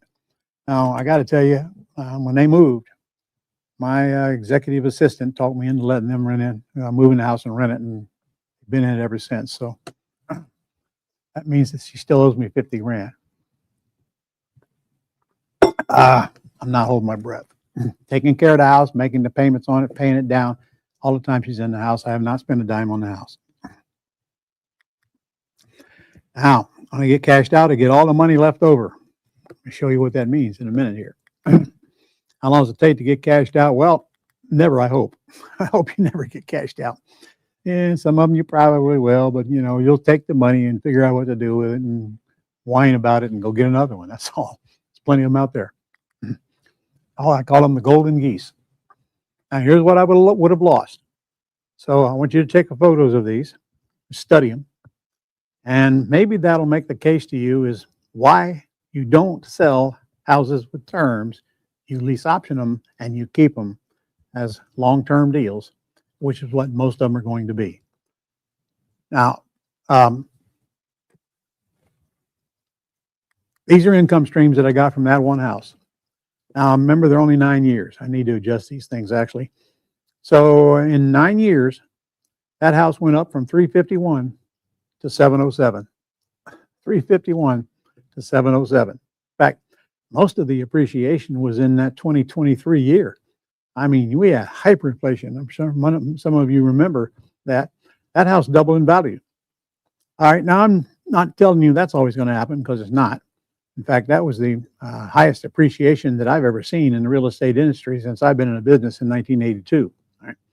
So, but whatever appreciates is given money. It's a gift. So mark that down, 356 on appreciation only, if I would have sold it at the end of that 9-year period. Net cash flow, $575 a month for 108 months, is $62,000 net cash flow. When I say net, I mean net. I'm paying no repairs. I'm just collecting the rent, making a payment underneath. I've got nothing to spend the money on except the payment underneath, which covers taxes and insurance. Now get this one. I saved $80,000 in income taxes just because I owned this house over that 9-year period. That's 80 grand I did not have to send to the IRS. That's like adding 80 grand to my rent when you think about it. Actually, it's even better than that. I add 80 grand in my rent, then they want taxes on it. Okay. In this case, I'm saving tax. IRS gave me $80,000 just because I owned that house. It's called depreciation. So it's a formula. By the way, I'll give it to you real quick if you want to write it down. Purchase price of the house minus the land value, because it doesn't appreciate, which I use 10%. All right. You take that balance, which is the basis, and divide it by 27.5 years. And that's how much depreciation you get each year for as long as you own that house. Okay. Now you take your tax bracket. Let's say you're in the 25% tax bracket. Whatever that depreciation amount is, 25% of that is money you do not send to the IRS every single year just because you own the house. God bless the IRS. All right, my loan balance. I started with 351. At the end of 9 years, it was down to 260. Way below that now. Look at the debt pay down, guys and gals. $97,000 for just collecting the rent and making the payment. Period. Tenant does all the work that needs on the house. I don't do anything. They don't call me to unplug toilets. Add my 50 grand to those numbers and it comes up with $645,000. Now that's not net profit because I haven't sold a house yet. And from here it only gets better and better, but that's gain right there. 600. One house. One house. Okay. How many of those houses did it take you to get filthy, stinking rich over a little bit of time? All right. As long as you don't sell everything you get your hands on. These are what all the people on the tube trying to tell you, buy, sell, flip, flip, flip, flip. I'm okay with flip, flip, flip, but I'm not okay if that's all we do. Give half of your money to the government. And the thing about it is, again, when I wholesale or rehab a house, I only get one check. Then I got to get up and keep working. If I don't keep working, I don't get any money. Not true with the terms business. I don't have to keep working. I do the job once, the money keeps on coming in, month after month, after year, after year, after year, after year. Take a shot of that. Again, no credit, no money. Well, I did put up some money to buy it. Got it back quickly. No repairs, no realtors, no banks, no costly entanglements. Now, just so you know, I probably could have leased purchased that house if I wanted to and not had to pay closing costs. But I leased it with the option to buy and subleased it. But I would give up depreciation. You can't depreciate a house that you don't own. Plus, I have total control of it. All right. I don't ever have to deal with a seller again. I own the house. I don't need a seller's permission to do anything. No, I don't anyway. On a lease option, I don't either. But there are times when a lease option is going to work better for you than buying it. And one of those reasons is because the closing costs are so high, you don't want to put up that money to close on the house. By the way, anytime you lease purchase a house from the seller, make payments a year or so. They'll probably convert it to owner financing anyway when you're ready. Tell them your accountant told you to do it. The longer you own the house, the more money you make. It's true. Your steps, you got to locate prospects, FSBOs, okay? No realtors. Pre-screen them. All that means is you got to let my virtual assistant fill out the property information sheet for you. And then you got to make one call using my $1 million script to find out the seller's interested in terms or not. Most of them are not. Okay, so you're dealing with a minority, not the majority. It's a very simple 2-minute call. And then if you get the right answers, then you just make an appointment to go look at the house. And most of them you're probably going to be doing virtually anyway, but I would start right where you live. And if that's the case, you want to go look at it before you actually buy it. Now, even half the time when you go look at it, they're vacant. You still have to send the contract out after you get an oral agreement. Do not send blank contracts to anybody, or you just killed your own deal. You send the contract out after you have what you need to fill in the blanks on the contract, and the seller's already on that. So you look at the house, and then you adjust any terms you still negotiate, and then you send the contract out, get it signed, send it to your attorney, and they close it. And then closing is going to take place totally dependent on when the seller wants to close. And most of them, well, maybe 2/3 of them that I close, the seller's still in the house. So I have to make sure we understand when they're getting out. And that's one of the documents at closing. And it's all part of your package if you come on Planet Ron. I got all these documents for you. You don't need to go research anything. All right. And then your attorney doing all the work, all the paperwork. All you need to get is one simple agreement signed. And that's your lease purchase agreement. It's the same lease purchase agreement with your tenant buyer. And then when they get ready to go get a loan, if they ever do, they call you and say, we're about ready to get a loan. And then you take over from there on the back end. But Ron, I don't have good credit. Well, good. And you won't be tempted to use it. I hope your credit score is minus 580. Minus 580. We don't use credit. On Planet Ron, we don't. I don't have much money either. Good. If you don't have it, you can't lose it by doing stupid stuff. You should have seen me when I started. Are you kidding me? I couldn't even buy groceries more than twice. I couldn't buy them less than twice a week. I had no money. Every dime I brought in was spent before I got it. Okay? My first wholesale deal in 1982 was only $3,000 net profit. I don't know what that relates to today, but that was a lot of money to me back then. $3,000 for selling a piece of paper. I kind of got to like that. But then over the years, I learned that that's good money, but that's not what the real money is. Real money is not selling it. Sell some, keep some. And you're not going to use your money. Now, I'm not saying you're not going to use any money. All right. Your terms deals, if you want to buy them, you're probably going to wind up paying the closing costs. And that's going to totally depend on what state you live in. But it's small money compared to what you get out of it short time later when you put a tenant buyer in there. And on your junker deals, let's go back to that one. Okay. What was my total investment on that deal? Look at it closely. $10. So please, let's don't talk about money to wholesale houses. $10. That's with earnest money deposit to tie up the property so that I had the right to go resell it. $10. No credit, no closing cost, no money. Flip the contract. Again, real estate is a vehicle to generate cash, not suck it up. Where do you learn more? Well, I'm going to give you an opportunity right now to do that. I hope you take advantage of it because it's a one-time offer. And I'm looking for brand new clients to come in and build a lifetime relationship, or I wouldn't even make you this offer. To be honest with you, this is a pre-screening offer for you.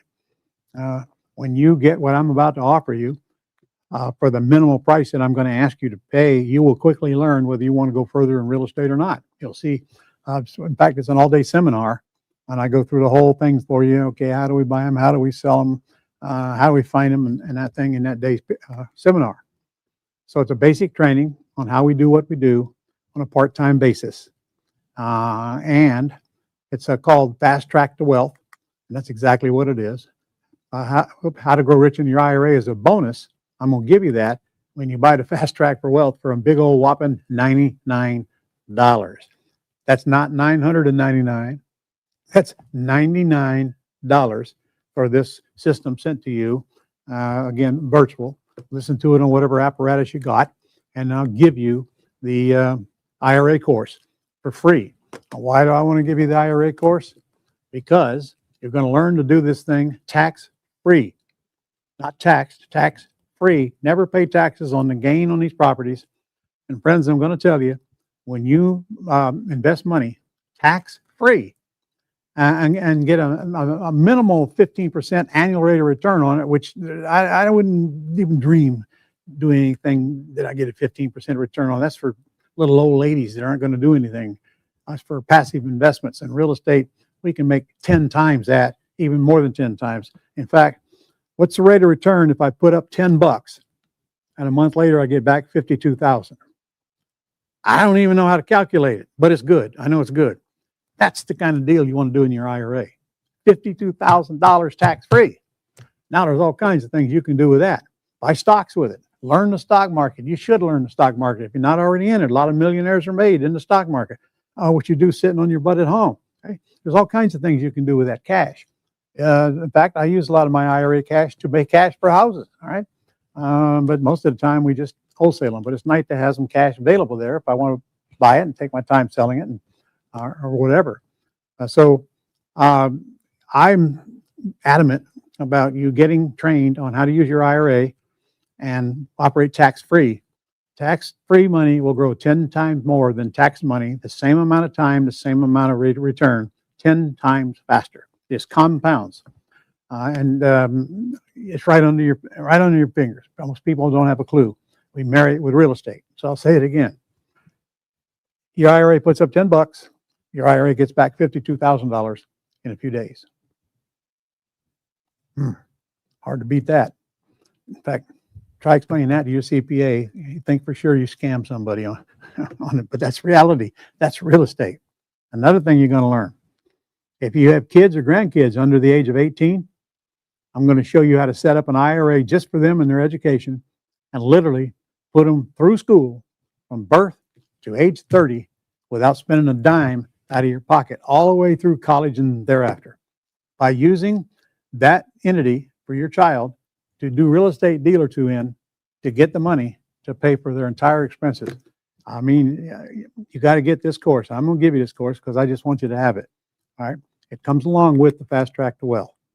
Give you 60 days. You know what? If you get tired of listening to me over a 60-day period, send it back and I'll give you your $99 back. And so there's no risk on your part. And by now, I'm hoping it's the beginning of a lifetime relationship between you and I, between you and Global Publishing. You can look at it as a due diligence course, all right, and see if you like what I say. And I'm also going to send you my book electronically. You'll get the feed called Real Estate Entrepreneur in Any Economy. And that's literally a seminar in a book right there. So glad to send you that as well. So it's an offer I hope you can't refuse. And if you've been listening to me for the last hour and some odd minutes, you'll understand why I think that you should absolutely take me up on this no-risk offer. So come to Papa. If you order within 60 minutes, I'm going to give you the IRA course. You got to order right now. It's not going to be available after that first 60 minutes. So there's your number. You can go online and get it. Put that back up, John, please. Oh, you didn't take it down? All right, there's your phone number. Or you can go online and buy it either way. And anyway, make sure you do it within the next 60 minutes. All right, John, do we have questions? Ron, we got a bunch of questions. I figured. All right. All right, so a lot of people have asked the same question. Are we going to get a recording of this event? I missed it. I'm working. I can answer that. I mean, if you register for this event, you're watching on StreamYard. We are going to send you an email with a link to rewatch it. If you follow Ron LeGrand on YouTube, you can find the video there. So we're not restricting access to this. So if you missed anything, you want to go back and watch it, it'll be there. Tell your friends, at least the ones you like. Yep, send them the link. TJ asks, if I have a $50K to start investing in real estate and have a goal of generating $10K in passive income, what's the best way to start? TJ, once I train you, you'll find out that's not a very good question on your part, because I'm going to tell you, if you got $50K, you put it in the bank, you don't need it to buy real estate. Okay. And that's a mistake a lot of people make with money. They go throwing money at it, and that's the wrong thing to do. Now, you may need a little. Let's say you want to buy a terms deal and you need $2,000 or $3,000 or $4,000 closing cost. All right, that's great. Put a tenant buyer in there and get $20,000 to $50,000 back. So it's just a short-term use of your money. For you to get a $10,000 annual rate of return on that, that's child's play. When I train you, you're going to find out you wouldn't even dream of doing that if you want to be actively involved. I'll say again, what's my rate of return putting up $10 and getting back 52? What's my rate of return putting up $50 and getting back 147,000 in 2 months? 10,000 return on 50 grand, nothing. I wouldn't even, no way I'd be happy with that. Neither should you. If you're going to invest cash and you're going to do it actively, you're going to learn you can get many times that return by using your brain and very little of your cash. If you want to pay cash for a house and renovate it, please don't do that. Not in your beginning. That is a way for you to actually take some very serious seminars. So if I were you, I'd invest some money in getting trained. Get this course right now, and I'll send you the information on my 4-day live training event that I still do live here in Jacksonville, Florida. That's your basic training if you're actually interested in going forward with this business. And we got that at half price right now. So I'll get you that information when you order this information. Do we get all of the required documents, agreements, and contracts for the $99? I'll give you a URL right now where you can get them all, with or without the $99. How's that grab you? ronlegrand.com/contracts.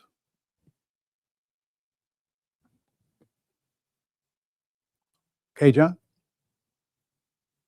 Okay, I'll just put that in the comment section there. Okay.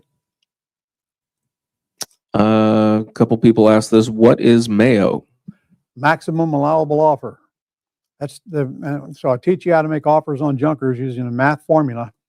Teach you how to arrive at the Mayo, and then we never pay Mayo.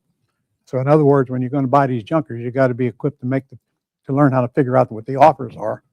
And it's too early for you to even care about what Mayo is right now. Okay, you get my fast track to wealth, and you'll learn what Mayo is, but not relevant right now. Tanya asks, how do we figure out the ARV? We have a system called dreamspro.ai. Just one of the components on it is you go in there and you figure out what the ARV is by using comps, comparable sales in that neighborhood, recently sold, similar in square footage. Okay, and that's a very important thing for you to learn, because you have to know what any property is worth in excellent condition before you go making an offer on it, whether it be a terms deal or an all cash deal. And frankly, you can do that in 2 or 3 minutes. It's part of our systems that we offer you. Dreamspro.ai. In fact, go to dreamspro.ai and you'll learn all about that right now, or whenever you're ready. Go ahead. Several people asked this question. Will this work in California? Because there's so many rules and restrictions here. You think California is the only place with rules and restrictions? Not so. I will grant you they got their share of them, but I got thousands of students all throughout California. I hope that answers your questions. Juan said, do you adjust the terms after the lease expires? Can I? Yes. Do I? No. Okay. I just let them keep on paying the rent. I don't harass them. I'm staying there as long as you like. And now they actually want to buy later, then we'll discuss it then. I told you I'm going to give them credit for their non-refundable deposit, even though it's past the non-refundable time when I don't have to. You know, you got to figure out how you want to run your business. We don't do anything illegal, immoral, or unethical. We treat people the way we want to be treated. We provide a humongous public service for these folks that can't qualify for a loan. We're their only way into a house of their own. So, you know, I don't harass them. I don't do everything I can do. I could raise the rent. I could raise the deposit. I just don't. All right. They've been paying me 2 years. They're not a problem. Then I got no reason to, you know, disturb their life. I just let them keep on going. Now, they get too far down the line, sooner or later I am going to raise the rent, but that's very, very rare, actually. Anthony asks, what do you do about the due on sale clause? I don't do anything, Anthony, because there's no reason for you to worry about it. Due on sale clause means It's in any mortgage. It means a bank can call the loan due when the property is transferred. All right. In my 44 years, I've never seen a bank call a loan due. And I will tell you for sure that a bank would rather have COVID than call a loan due when somebody's making a payment on it. That's the last thing in the world they want is a house for reasons you won't understand till you get in business for a while. They hate taking stuff back. If they take too many of them back, government's going to shut them down as they did in 2008 or make them sell to another bank. So, can they call it due? They can, but you're not ever going to buy a house in your own name anyway. I'm going to teach you to use land trust. So even if they call it due, it is not going to be reflecting on your credit. Nothing you do on Planet Ron is going on your credit report. Nothing. I'm very, very good at teaching you how to operate without risk. And trust me, I've taken my share of it in my life and know exactly what you do not need to do. Along the way, I'm going to teach you how to protect yourself and set your estate plan up and your entities and what to use and what not to use and all of that. But that's past today. All right. Get the fast track training first. And then if you want to continue, you'll have an opportunity to do that for sure. So again, get this thing and find out if this is what you want to do first. Maria says, if I cannot pay today, but can pay on Friday, can I still get it for this price? Maria, call that number and they will write you up and then send it to you when you pay them on Friday. You cannot do that on the online there. Just 800-567-6128, and I'm sure they will work it out with you. Martha says, can you talk about more how you locate prospects? Martha, I have a course that lasted 3 days to answer that question. 3 days. Okay, there's so many ways to locate prospects. Some of them I covered in the Fast Track to Wealth system. I have a 4-day training. You'll get information on that. I spent a whole half a day on answering that question then because there's way, way more ways to locate them than you're ever going to use. So we pick out the ones that cost little or no money, and we just pick out 2 or 3 or 4 things that we want to work with first, and then we ramp up the things that are working and kill the things that aren't. And frankly, every city is going to have different numbers. So you can't ask somebody what's working for them and expect for you to get the same results, because the results are going to hinge largely on how you answer the phone as well as how you get them to call you. And that's going to take some training on that. I got all the scripts you need, but you're going to need to learn how to read the scripts. And in my 4-day training, we go over 14 mistakes that people make when they're talking on the telephone. In other words, people kill their own deals with what comes out of their mouth, period, all over the place, all the time. And that's inside and outside of real estate. Once you learn how to handle that conversation and you learn to answer questions with questions, ask questions, answer questions with questions, and shut up and let them tell you what they will do. I don't make offers. They make me the offer. My $1 million script, what's the least you could take if we agree upon the terms? Is that the best you can do? Next question. We usually buy with nothing down. Okay. That's how we get so many nothing down deals. What comes out of my mouth? Right? And the last question is, I'm sure you're okay if I just make your payments until you're paid off in the future. And if they say yes, you just got a deal with no balloon on it. Pay it for as long as you want to pay it till it's totally paid off, and then you own the house free and clear. If you get that far, somebody don't buy it before that. Similar question from Andy. How are you advertising for buyers? We use Facebook Marketplace and Craigslist, and that's about it. That's all you need to do. Selling houses free nowadays. Free.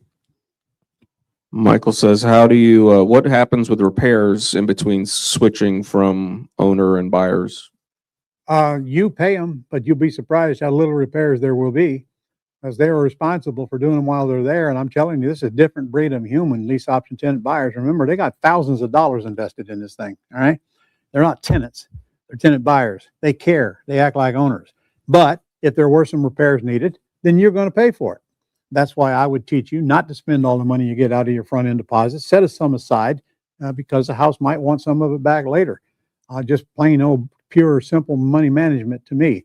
But then we have what I call a work for equity lease option program, where the new tenant buyer mows in and does all the work. But frankly, if I were you, I would just do the work, whatever, carpet and paint or whatever it's going to take. It ain't going to be much. So you get the maximum out of the new tenant buyer you put in there. And I always price the house higher than it would appraise for, especially when I'm selling on a lease purchase. Always, and always get it, because your tenant buyers don't care about the price.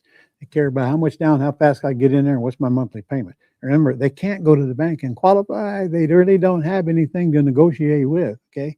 You're in total position. You control it all. Go ahead. Jory says, how much of the payment do you give them credit for? None. None.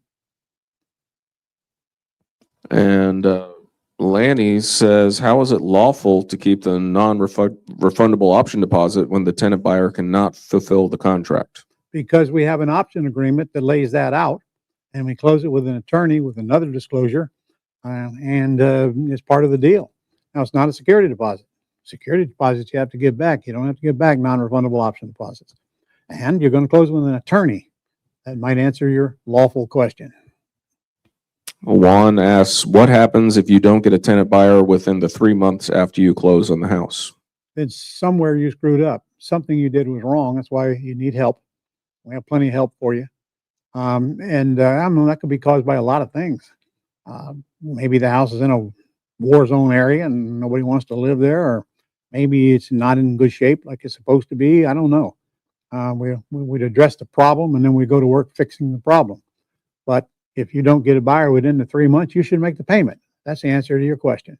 If that's going to scare you away, this business is not for you. Because if that's all it takes to get you out, get out. Don't give up your day job. Geez, I'm getting mean now, aren't I? Huh? A little grouchy. See, a little grouchy. I even got a cup here that says grouchy on. Penn says, what happens if they stop paying rent? Do they go through the eviction process? I would remind you that they've given you thousands of dollars that they lose if they stop paying rent, unlike a tenant. I've evicted one lease option tenant buyer in my entire career. One. And that's because she died on me. And her sons were still in the house and they wouldn't pay the rent. So I had to evict her and her sons. One. Keith says, if you are not guaranteeing debt, what kind of closing costs are you incurring?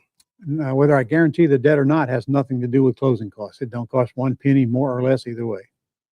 And that's state by state. So what kind of closing costs do you need to pay for? If I'm buying the house and the seller's not getting any money, I'm paying all of them. It's the only fair thing to do. If the seller's getting some money, I mean any amount, then they're going to pay some and I'm going to pay some. But normally we buy them without the seller getting any money by taking over their debt and or sometimes doing a wraparound on it. Every once in a while doing a lease option on them. And again, the only money we need is closing costs. Sometimes we have to get a seller a down payment because they're leaving so much equity in it. It's hard to refuse. That's actually not the norm. That's the exception to the norm. Dean says, how much attorney interaction do you need for each deal? I don't even contact the attorney until I got a signed contract to buy or lease from the seller. Then I send it to the attorney to order the title search. And then if it's applicable, then the attorney will set up the closing. When I lease option the house, there is no closing. As soon as I walk out of the house with a lease option agreement signed, we're closed. Okay. But if I'm buying a house, then there's an escrow period before the date we buy. So either way, I don't get the attorney involved until I need the attorney, which is after I have a signed contract. JS says, how do we prevent the tenant buyer from causing damage, stop paying rent, and eviction? Very simple. Big ass non-refundable deposit. That's what stops them from doing that. Okay. You just won't know the difference between tenant buyers than tenants until you get in the game and you get thousands of dollars from your tenant buyer. Believe me, that's all the deterrent we need. They're just, even when they don't pay and they can't pay, they apologize because they're not buying. That's the kind of people we're dealing with here. Right? Anna asks, who pays the taxes and insurance? It's all in the payment. Principal, interest, taxes, and insurance. We collect the rent, we make the payment, and now it's the bank's responsibility to pay the taxes and insurance.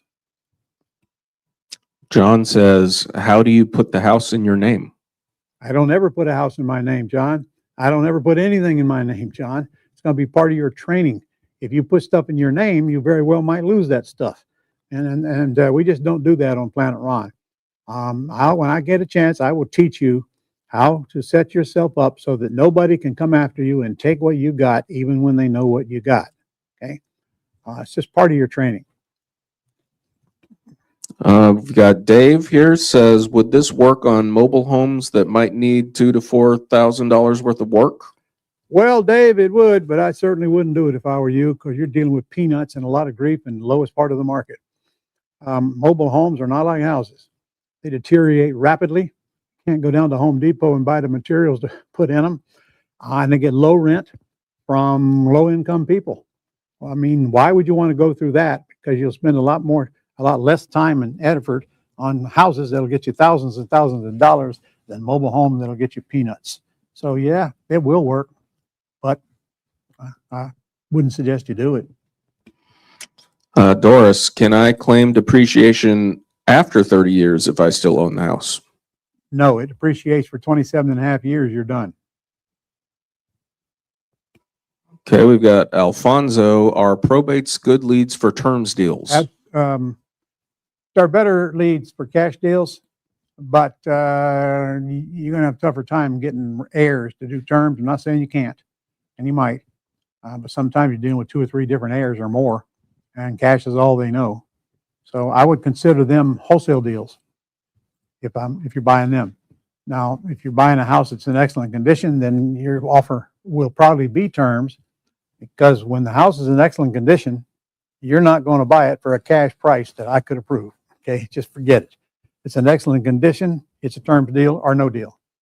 If it needs rehab, it's a junker deal. Period. That fast. Denise asks, how do I get a good real estate attorney in my area? Well, they're all over. You know, they breed like cockroaches. And the best way to get them is to ask somebody that's already in the industry, meaning even a realtor or another investor that you might know or meet. Referral is always the best way. And if you're dealing with a realtor, of course, they can refer them to you. But you can always go on Google and pull up real estate closing attorney in blank city, and here come a list of them. Simply call them. You'll probably get a legal aid, and just ask them, I'm looking for a real estate closing attorney. I buy houses sometimes on lease purchase, sometimes with owner financing, and I put lease option tenant buyers in them. Is that something that you guys do on a regular basis? And pretty soon you're going to get your answer. And you do need to screen them a little bit, because you know, if they ask you for a deposit before they start working with you, you're in the wrong place. Real estate closing attorneys get paid on the closing statement, and they're not very expensive. They're a few $100s, not a few $1,000s. And so if I'm paying all the closing costs, I'm paying that fee. But when I put a tenant buyer in the house, they pay the attorney's fee to close the lease purchase. Steve says, FinCEN regulations. Any comment on that, Ron? Yeah, it's deader than a doornail, and quit worrying about it. It don't even apply to you. It's like a Dodd-Frank. So much stuff was created about the Dodd-Frank 850-page law, and everybody's so scared about it. If you actually go down to the exceptions, you'll see that it don't even apply to us real estate investors, period. It applies to builders, applies to land developers, not us.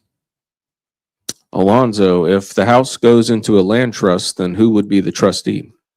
Well, that's a decision you have to make based on what state you live in, because some of them, your LLC can be the trustee, like Florida. Some of them, a person has to be the trustee, like Texas and Georgia and some others. That person should not have your last name, so nobody can search the public records looking for your last name.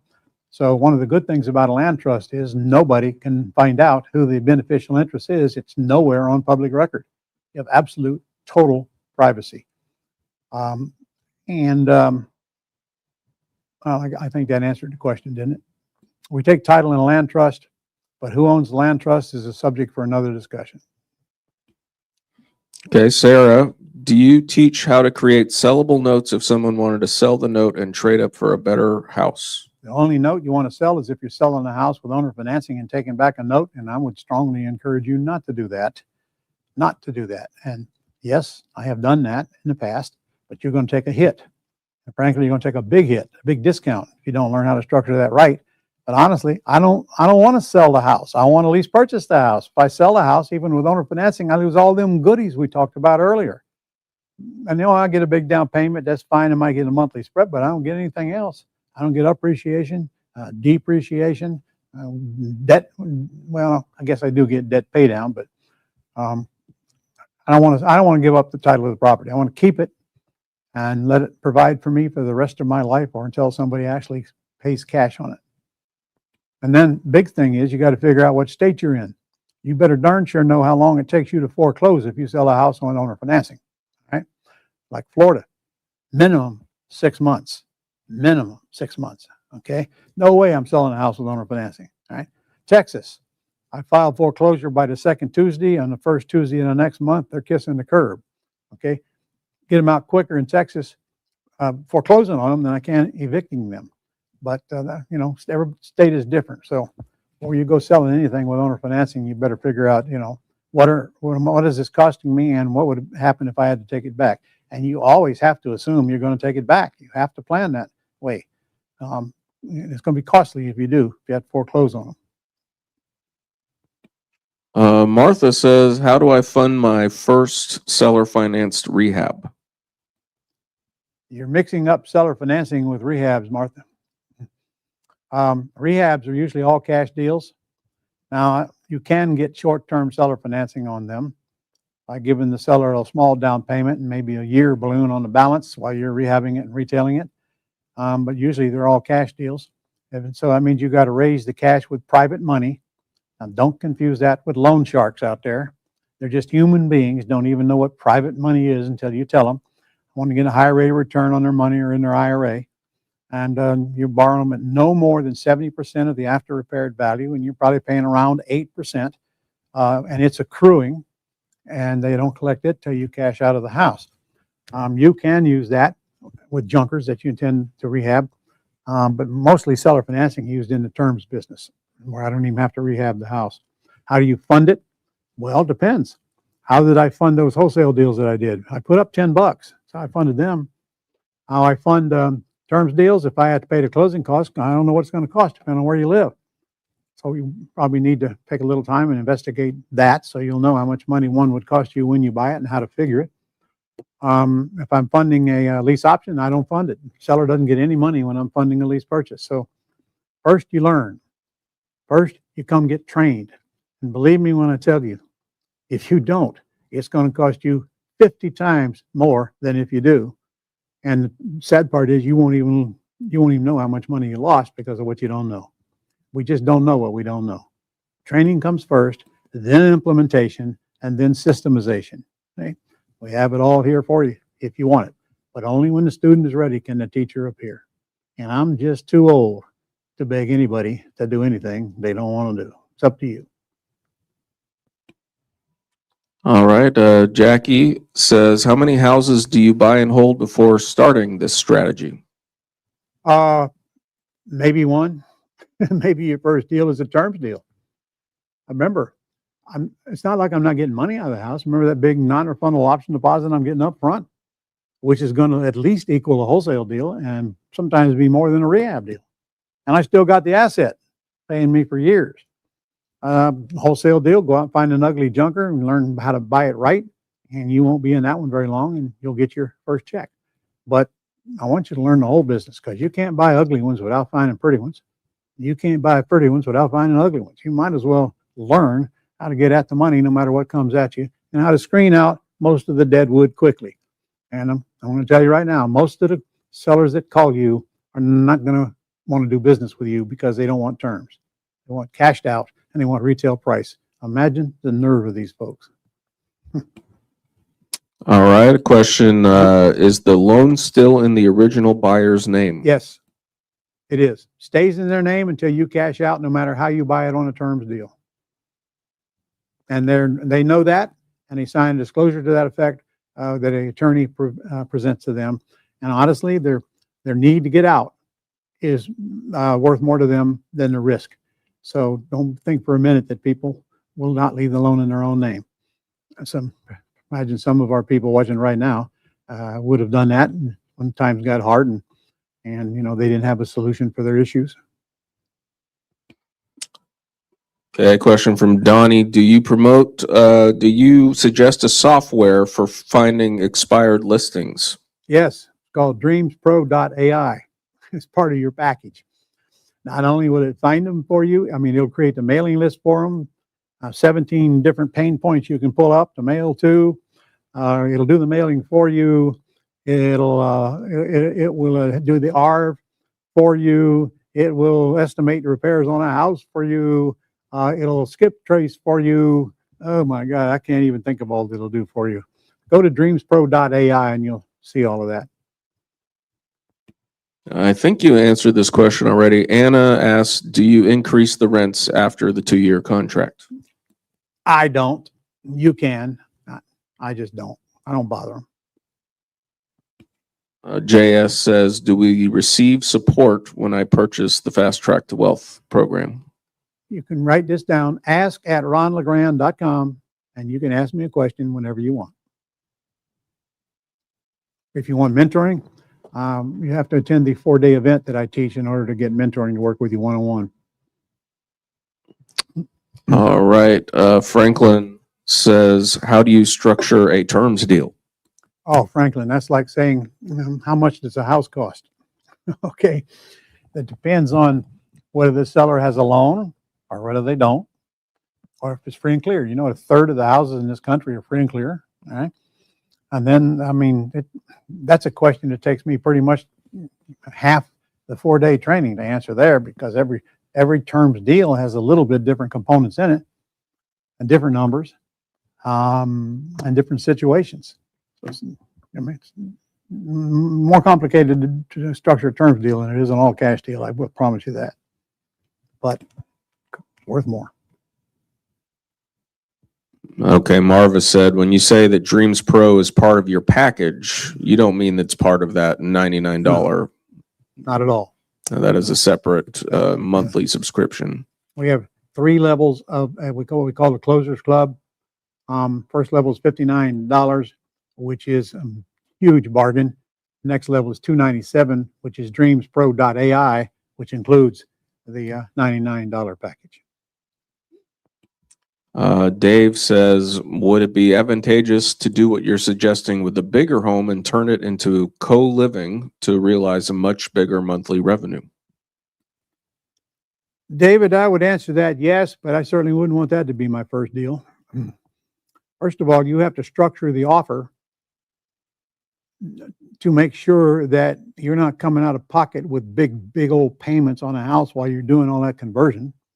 Next thing you'd have to know is, what is it going to take for me to do all that conversion? What's the rules? And what do I have to spend money to do all that conversion? It's most likely you will. And then, well, what's it going to pay me if I did all of that? And what's it worth? I'm not saying that that's not a good business, but I can tell you, if you're not skilled at real estate, it's probably going to be a golden turd for you. More trouble than it's worth. And you may not ever get to the end, because you haven't had enough experience to go through all of this involved. Buying and selling houses is so simple compared to that. I mean, look, I got just about any way you can make money in real estate. I've trained people about the real estate, and they went out and did it. I mean, there's so many ways to make money, like student housing, for example, assisted living facilities, adult congregate living, which means dividing it up. In some states, they will practically approve anything you can do to add another person living in a house to your property, you know, like outbuilding your garage or whatever. I mean, there's just so many ways to make money. But the problem is, if you ain't careful, you're chasing the next shiny object and you're not making any money. You're spending all your time, wasting your time doing all that stuff that's not going to make you a dime. Get to buying houses. Honestly, if you're not at least buying and selling houses, very likely you're not going to take advantage of anything outside of that, because you don't understand the fundamentals of this business. You got to know the fundamentals first. Like any business, I often tell people, you can't learn how to operate a restaurant by eating there. That's true. You cannot. Okay, you don't see the back end. You don't see the ugly side. You know, you're not talking to people that really understand what the questions that you need answered. So you plunge in and you just assume you'll figure it all out as you go. One of the biggest mistakes restaurant owners make is they don't know how to get customers. You don't know how to get customers in any business, you're not going to be in the business very long. That's the first step. locating prospects. All right. That seminar is over. What next, John?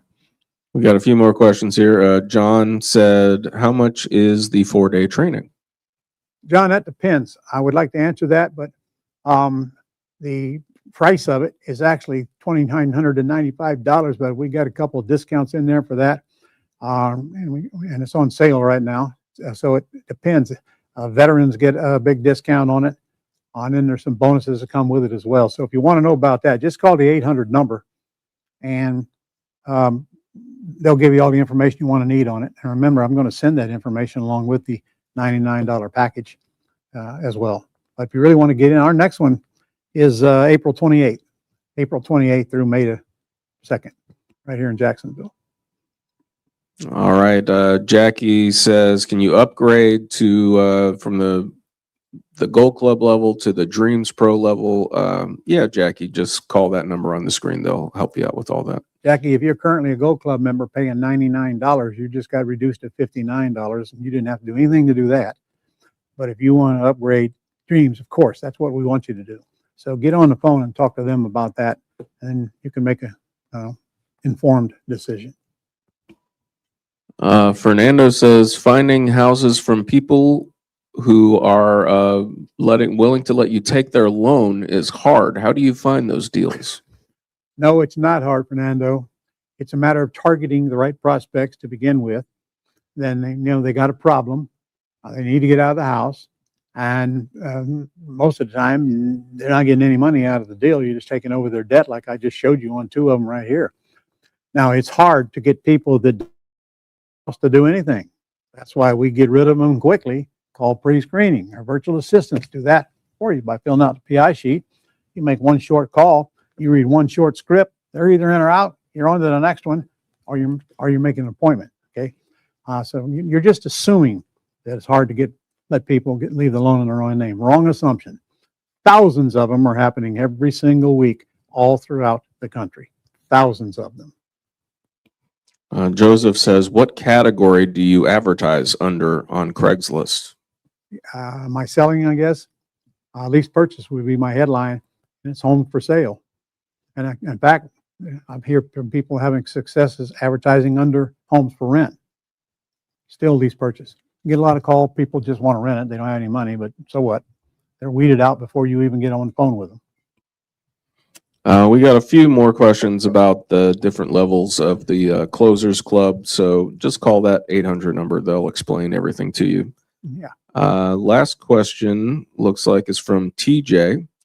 Would a pre-foreclosure / listed pending leads be a good source of leads to target people to take over their mortgage? Yes. You can get to those on dreamspro.ai. That's the 297 level of our Closers Club program. Absolutely. There's 17 different pain points in there. I wish I can remember them.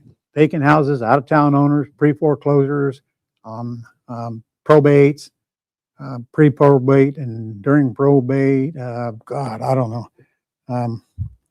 Small equity, large equity, how long you've been in the house. I don't know. There's 17 different things you can pick, and then you can stack those. Okay. For example, let's say I want people that are in foreclosure and the house is vacant. Okay. I can take a list of probably 2,000 names in my area, because I have to pick my area, minimum bedroom and so forth. And I got 2,000 names and knock it down to 40 or 50 people that I have to mail to or pick up the phone and call. And then you got a skip tracing thing in there that'll pull up all their phone numbers, wherever they're living at now.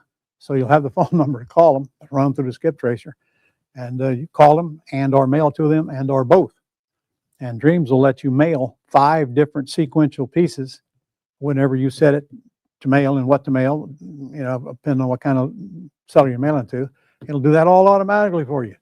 And then all of them will ask them to get in contact with you. And then you add text and calling them into that mix. And you're starting with the most motivated prospects to begin with. And that's why we don't have any trouble finding people who want to leave their loan in their own name. Now, some won't. Okay, so what? Someone's waiting. Someone will. Okay, again, we take care of the masses and we weed them down to the number of people that look like we can work with them, and weed them down to the number of people that we can work with, just like we do in any business on the planet, whether it's a product or a service that they sell. Okay, we got one last question. Good. I'm gonna type in the chat, ask@ronlegrand.com. If any questions got missed, you have any questions that come up later, send an email to that. Last question from Carolyn. If I want to buy in a state where I don't have boots on the ground, how do I handle that? Well, are you buying junkers, Carolyn? If you are, you can get a realtor to go out and look at it, which is about a bad idea. Tell them you're about to buy this house. Can you tell me what would it be worth if it were fixed up in excellent condition? They can get the R for you while they're at it. By the way, they're going to be a little conservative, so take that in mind. They haven't seen the house fixed. Or you can go on Craigslist and look under gigs, Gigs, and get somebody to go out and look at it for you for whatever they want to charge you. I don't know, $50 or whatever. Take photographs of it. And I would not trust the photographs that are on Zillow. So somebody needs to go out there and shoot it. The seller will tell you how to get in it, or you don't need to get in it, one of the two, when you learn how to estimate repairs quickly. We estimate repairs from our desk without visiting the house. And then if it's local, we'll go visit it before we buy it. But remember, you're not buying anything when you're wholesaling. You're getting a contract on it online, and then you're putting it out online and selling it for a higher price. That's the way all of them do it. Except here locally, we actually go look at it shortly before or shortly after we put a contract on it. But it's easy to get help to do that. Well, you can pay a realtor to go look if you want to. They know what to look for. But it'd be nice if you could figure out, how the seller can get you in the house, because they're going out there. They really ought to get inside. But I think you can get the picture. The real key is for you to learn what to offer more than how many repairs it needs. I'm telling you, it needs 40, 50, or 60. Pick one. Pick one. That's all you got to do. Okay, Ron, I think we've answered all the questions for today. Well, then I want to thank everybody for hanging around this long. I appreciate it, and look forward to working with you, many of you, in the very near future. If you take me up on my one-time only offer here today, I think you're going to be impressed with what you get. So with that said, if you're here, then you're probably going to get an email of all the free trainings like this we are going to be doing going forward. So be on the lookout for them, and hopefully I can help you get to someplace in life much higher than you are right now. See you soon.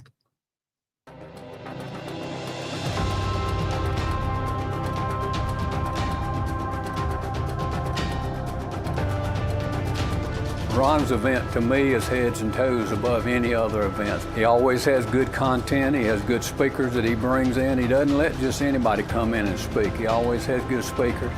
It's great energy. There's a lot of people motivated and a lot of people that are getting motivated. You can just tell by everyone that walks up there and speaks that they're here to help with whatever they can. So it's really exciting. So the content is a little overwhelming at first. When some of the mentors have said to us, be prepared, it's like drinking from a fire hose, they are absolutely right. It's just chock full of so much great information, first of all. And then just to hear testimonials from others who've been doing it as well. It's awesome. The amount of information, it borders on information overload, but it is so good. Every time you hear it, you just understand it a little better. So the live on-stage phone calls where all the mentors got up on stage. Each mentor got about 3 chances, or whoever they can get on the phone. And it was raw, uncut, live calls. Like, anything can go. You actually get to see fellow students work on properties that have the potential for you to purchase and make an incredible profit on. Ron's an awesome guy. He's got the goods. It's not a flash in the pan kind of event. It's just rock solid meat and potatoes, good stuff all the way through. He is so matter of fact. His teaching style is very to the point. There's no BS, but you learn really quickly that way. He's the real deal. He's to the point, and he's been doing it for so long that it's like second nature to him. And if you just listen to what he does and what he says, then you'll do fine. He seems sincere, he's honest, he's easy to understand. He has a sense of humor, so I enjoy his teaching. Man, he changed my life, man, just off of the content that I've gotten, just listening to him. And I don't know too many people that can hold you in one place for 12 hours and you still be excited just listening to him. He tells you exactly what to do, how it is. It's no baloney, you know? I like that. Everybody is just super nice, super helpful. They want to make sure that you're getting what you're needing. Anytime we have a question, they're there to answer it. Everybody's so helpful, and all they want to do is see you succeed, which is very good, and it's obvious too. This event gives you limitless potential. You owe it to yourself to come and learn what this process is, because it will open your eyes and change your life. Just do it. I mean, save up the money, and if you're on the fence and this is something that you're interested in and you can see yourself doing, then you're absolutely right. You can absolutely do this business. It'll change your life. I believe it's changed mine. If you're considering real estate at all, this event, you can get people that will walk beside you and help you become a success in this. 100%. You will do deals with these people.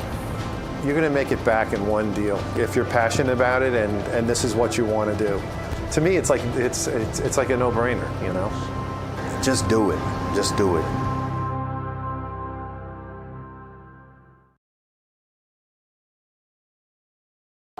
I think the biggest light bulb for me is going from the mindset of the Burr method, buy, rehab, rent, refinance, repeat.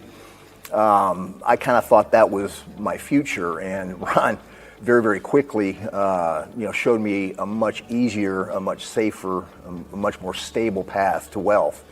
And of course that's through owner financing in terms and doing it in such a way where you're never personally guaranteeing debt. And that's life-changing. That principle is really, I think, what a lot of real estate investors need to learn.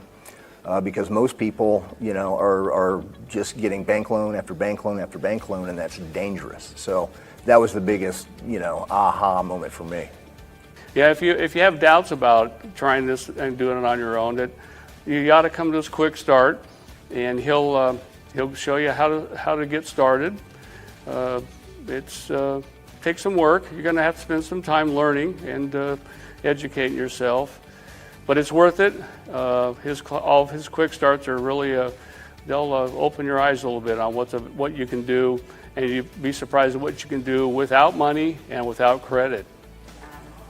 What I would strongly suggest is don't give up. Don't be afraid. Everybody's going to be nervous, but just keep plugging forward. Use all of the amenities, for lack of better words, that are offered to you. Use your VA. Put out bandit signs. Do the free advertising. Do your due diligence with following up on the leads that you get from your VA or Gold Club or wherever you get them from. And don't get discouraged. I was lucky because within 6 months I made my first deal. Here we are a year and a half later, and Les just made his. My first deal, yeah. And so I'd also add to that, get a lead, get a mentor, and do the very next thing you could probably do that I would say is get the script and learn how to talk on the phone. Yeah, can't stress that enough. We do practice calls to each other. It's hard for me to do that. I was a D student in high school. I'm still a D student. But you give me a milling machine and I'll mill you out a putter head in about 30 minutes. Not letting fear stop you and realizing that perhaps this is what you're meant for. I wasted a good 30 years chasing the, golden ladder, I guess as they call it, or whatever, and putting up with things that just was unconscionable in some cases, and before I realized, you know what, I'm getting advanced in age and maybe it's time for me to step into who I'm supposed to be. And the nice thing is that it's actually helped me to achieve the very thing that I had been trying to do my whole life, which is to help others, to love on others, and to kind of, you know, just wrap my arms around them and say, hey, listen, you know, I can help you solve these problems. I think that goes back to when my family and I lost our home when I was a very young man. It was devastating, and it forever changed my life. And but now I get to be the guy to go, hey, you know what? How much can you afford? You know, I actually had a person tell me recently that they couldn't afford even close to what the house next door was going for, which was not as nice as the one they were about to rent from me. And I said, well, what can you afford? And I had to ask them 2 or 3 times. And finally they said, you know, $700 a month. I know you're not going to take that. And I said, okay, I can work with that, you know. And then their eyes got this big, you know, really? Are you serious? I'm like, yeah, it's just money, you know. And so you know, it gives me the opportunity to be generous. It gives me the opportunity to love on people. I'm just thankful I met Ron and that I've learned from him and all the opportunities that he gave us and this great group of people, because everyone here is just wonderful. It's a big family and everybody learns from everybody. We all keep in touch after the events, and you know, we all hang out and text and just constantly keep in touch with each other. So it's a big family he's built here.